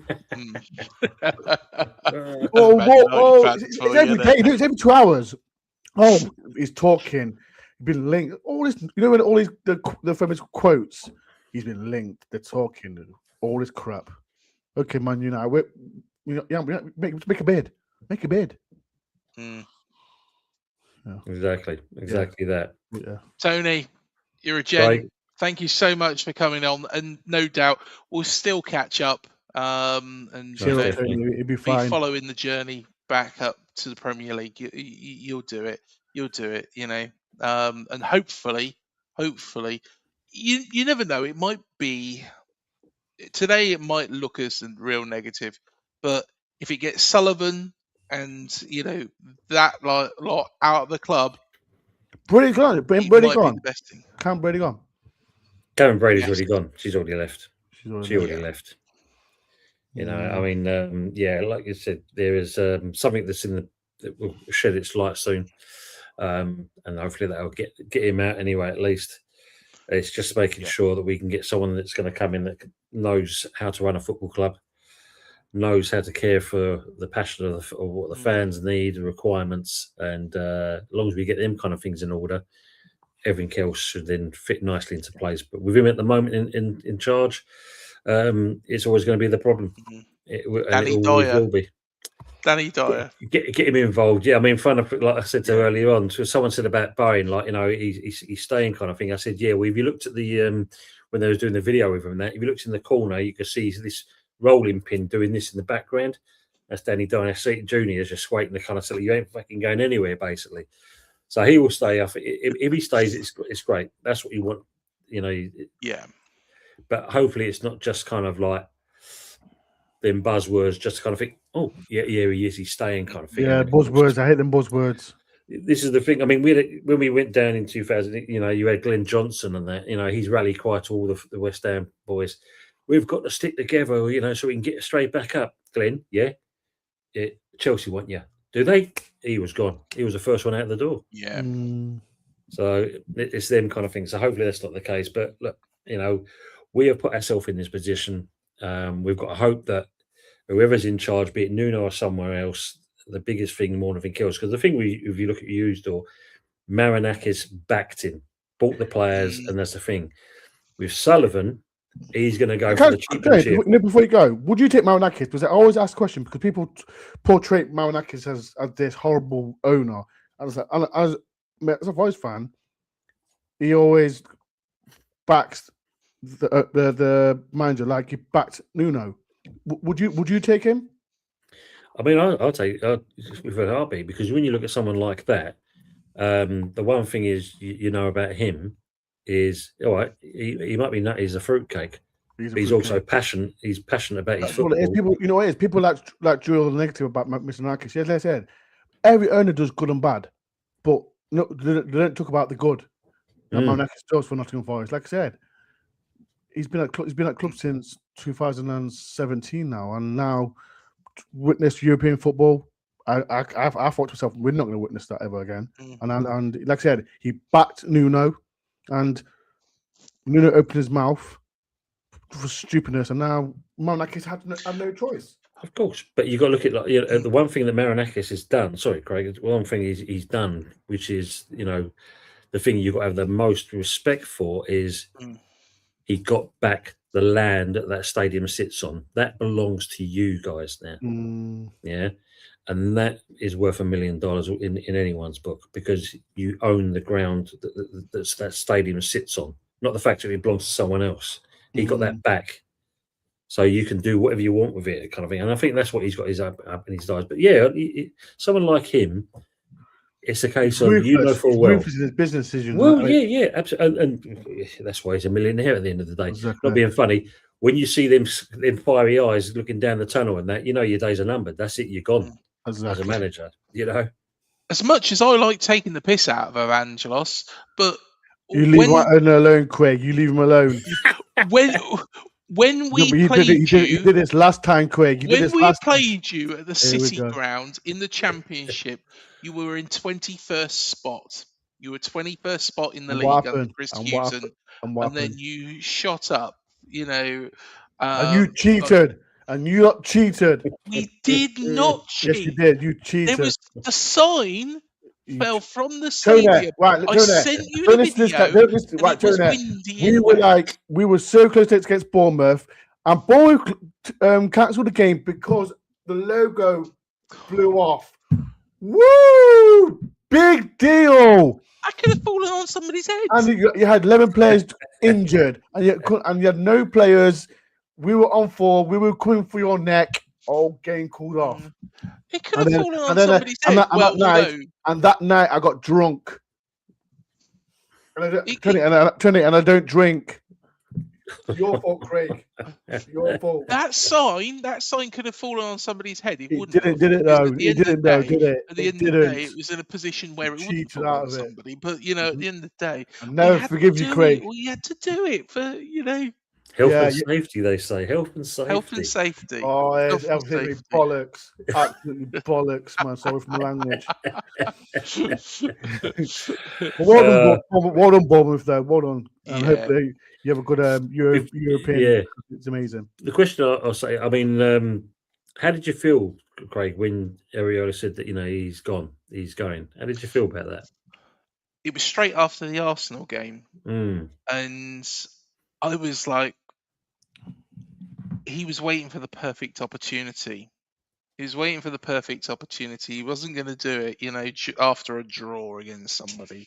It always had to be one of those big teams that, we'd beaten. So we kind of saw it coming. I'm surprised. What I'm surprised about is the destination, because I spoke to a guy called Mikel Sarri, who is the head coach of the Basque national team, or was, and he coached Mikel Arteta, Julian Lopetegui, Andoni Iraola, Xabi Alonso. And, the view was that he would go back to Bilbao and manage Bilbao because their job was open. Of course, Bilbao have appointed a manager, so that's what's a little bit of a shock for me. So I can see him now staying in the Premier League unless a big job comes abroad. I wouldn't be surprised if he goes to Spain.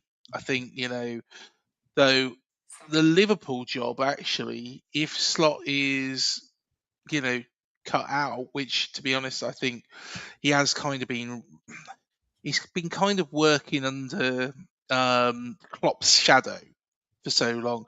I personally think, Iraola is a shoo-in for that position. Yeah, well, better than him getting the Palace job, which there was rumour to about as well, wasn't it? I mean, yes, he's going Palace. He's going Palace.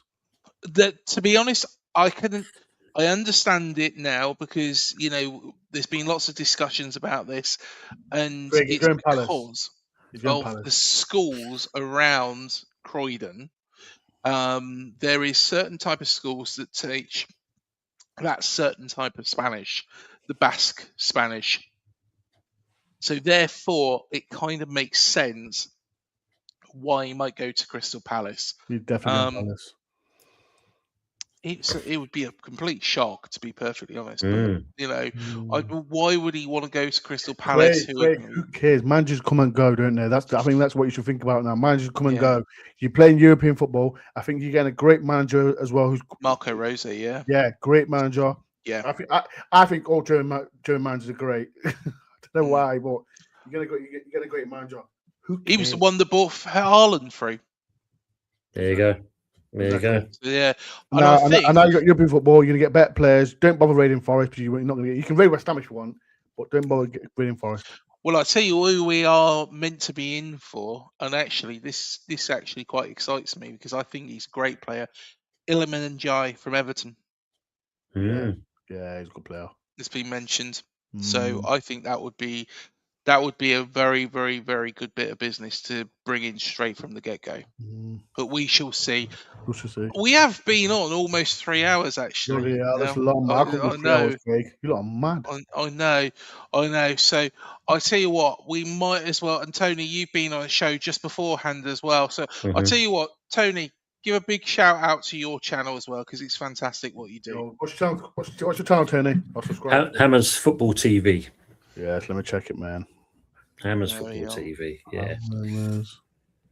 Yeah, just did the Sunday Night Takeaway show, so had a good old conversation on there. Yes. James is numb at the moment. He's numb about the whole situation. Subscribe. Make sure everyone subscribe to Hammers Football TV, yeah? Make sure you do it now. Thank you, mate. I'll go to yours as well. Go on tour. So man. Go on tour, man. I'll send you the results then when we beat you 2-1. So if you want to watch Mr. Door's European tour, go to Door on Tour. You know what? It's funny, like I said, Craig, I've been doing this since 2017. And when you look back from the championship days, the dark days, and then you're seeing myself in Europe. Yeah. Wow. From that to that. Can't beat it. It's incredible. I can remember because, funny enough, I was at Nottingham Trent University when Nottingham Forest were relegated into League One. And I remember going into lost QPR. We got relegated that QPR way. Yes. Yeah. Horrible day. I couldn't see it happening. Could never see it happening. Well, and under then it did. Megson, Yes. everyone saw it. Everyone's seen it. But, yeah. I remember the days. From here, it's amazing. But yeah, enjoy your European tour. Make sure there's loads of hooters because I'm gunning you down with hooters. Yes, we'll do it. So yeah, no, thank you so much for coming on, guys. I think we'll probably wrap it up now. But yes, hit like, hit subscribe, hit the bell button on the guys' channels, and keep checking us out. Oh, there we are. I didn't know that worked. How do you do it that way? I don't know. No, wait, it works. It works for me. Wait. Yeah, look. Is it like that? I don't know. Oh look, it's even got. There you go. Great, it's Europa League money with all this. Yeah, exactly. Maranakis money. Maranakis. Yeah, go and subscribe to Door on Tour, and you can hear Door praising Maranakis to high heaven. Or if you want me to, say, what you think I forgot that day, Craig? You think I remember that day? You slagging him off. Yeah, I've not forgotten. I do it just to wind you up, mate. You haven't. You know what? Anyway, gents, pleasure talking to you, Craig. Pleasure. As always. Thanks so much, guys. Door. And we shall see you in the next one. Thank you so much, guys. Take care. Forest. Up the cherries and up the hammers as well. You'll get promoted out of the championship next season. See you later, guys. Cheers. The TalkSport Fan Network. The ultimate on-demand destination for the UK's best fan-led football podcasts. Want authentic supporter insight on all things Bournemouth? Follow Up the Cherries in all departments on the TalkSport Fan Network. Club-dedicated content created by the fans, for the fans. Search TalkSport Fan Network.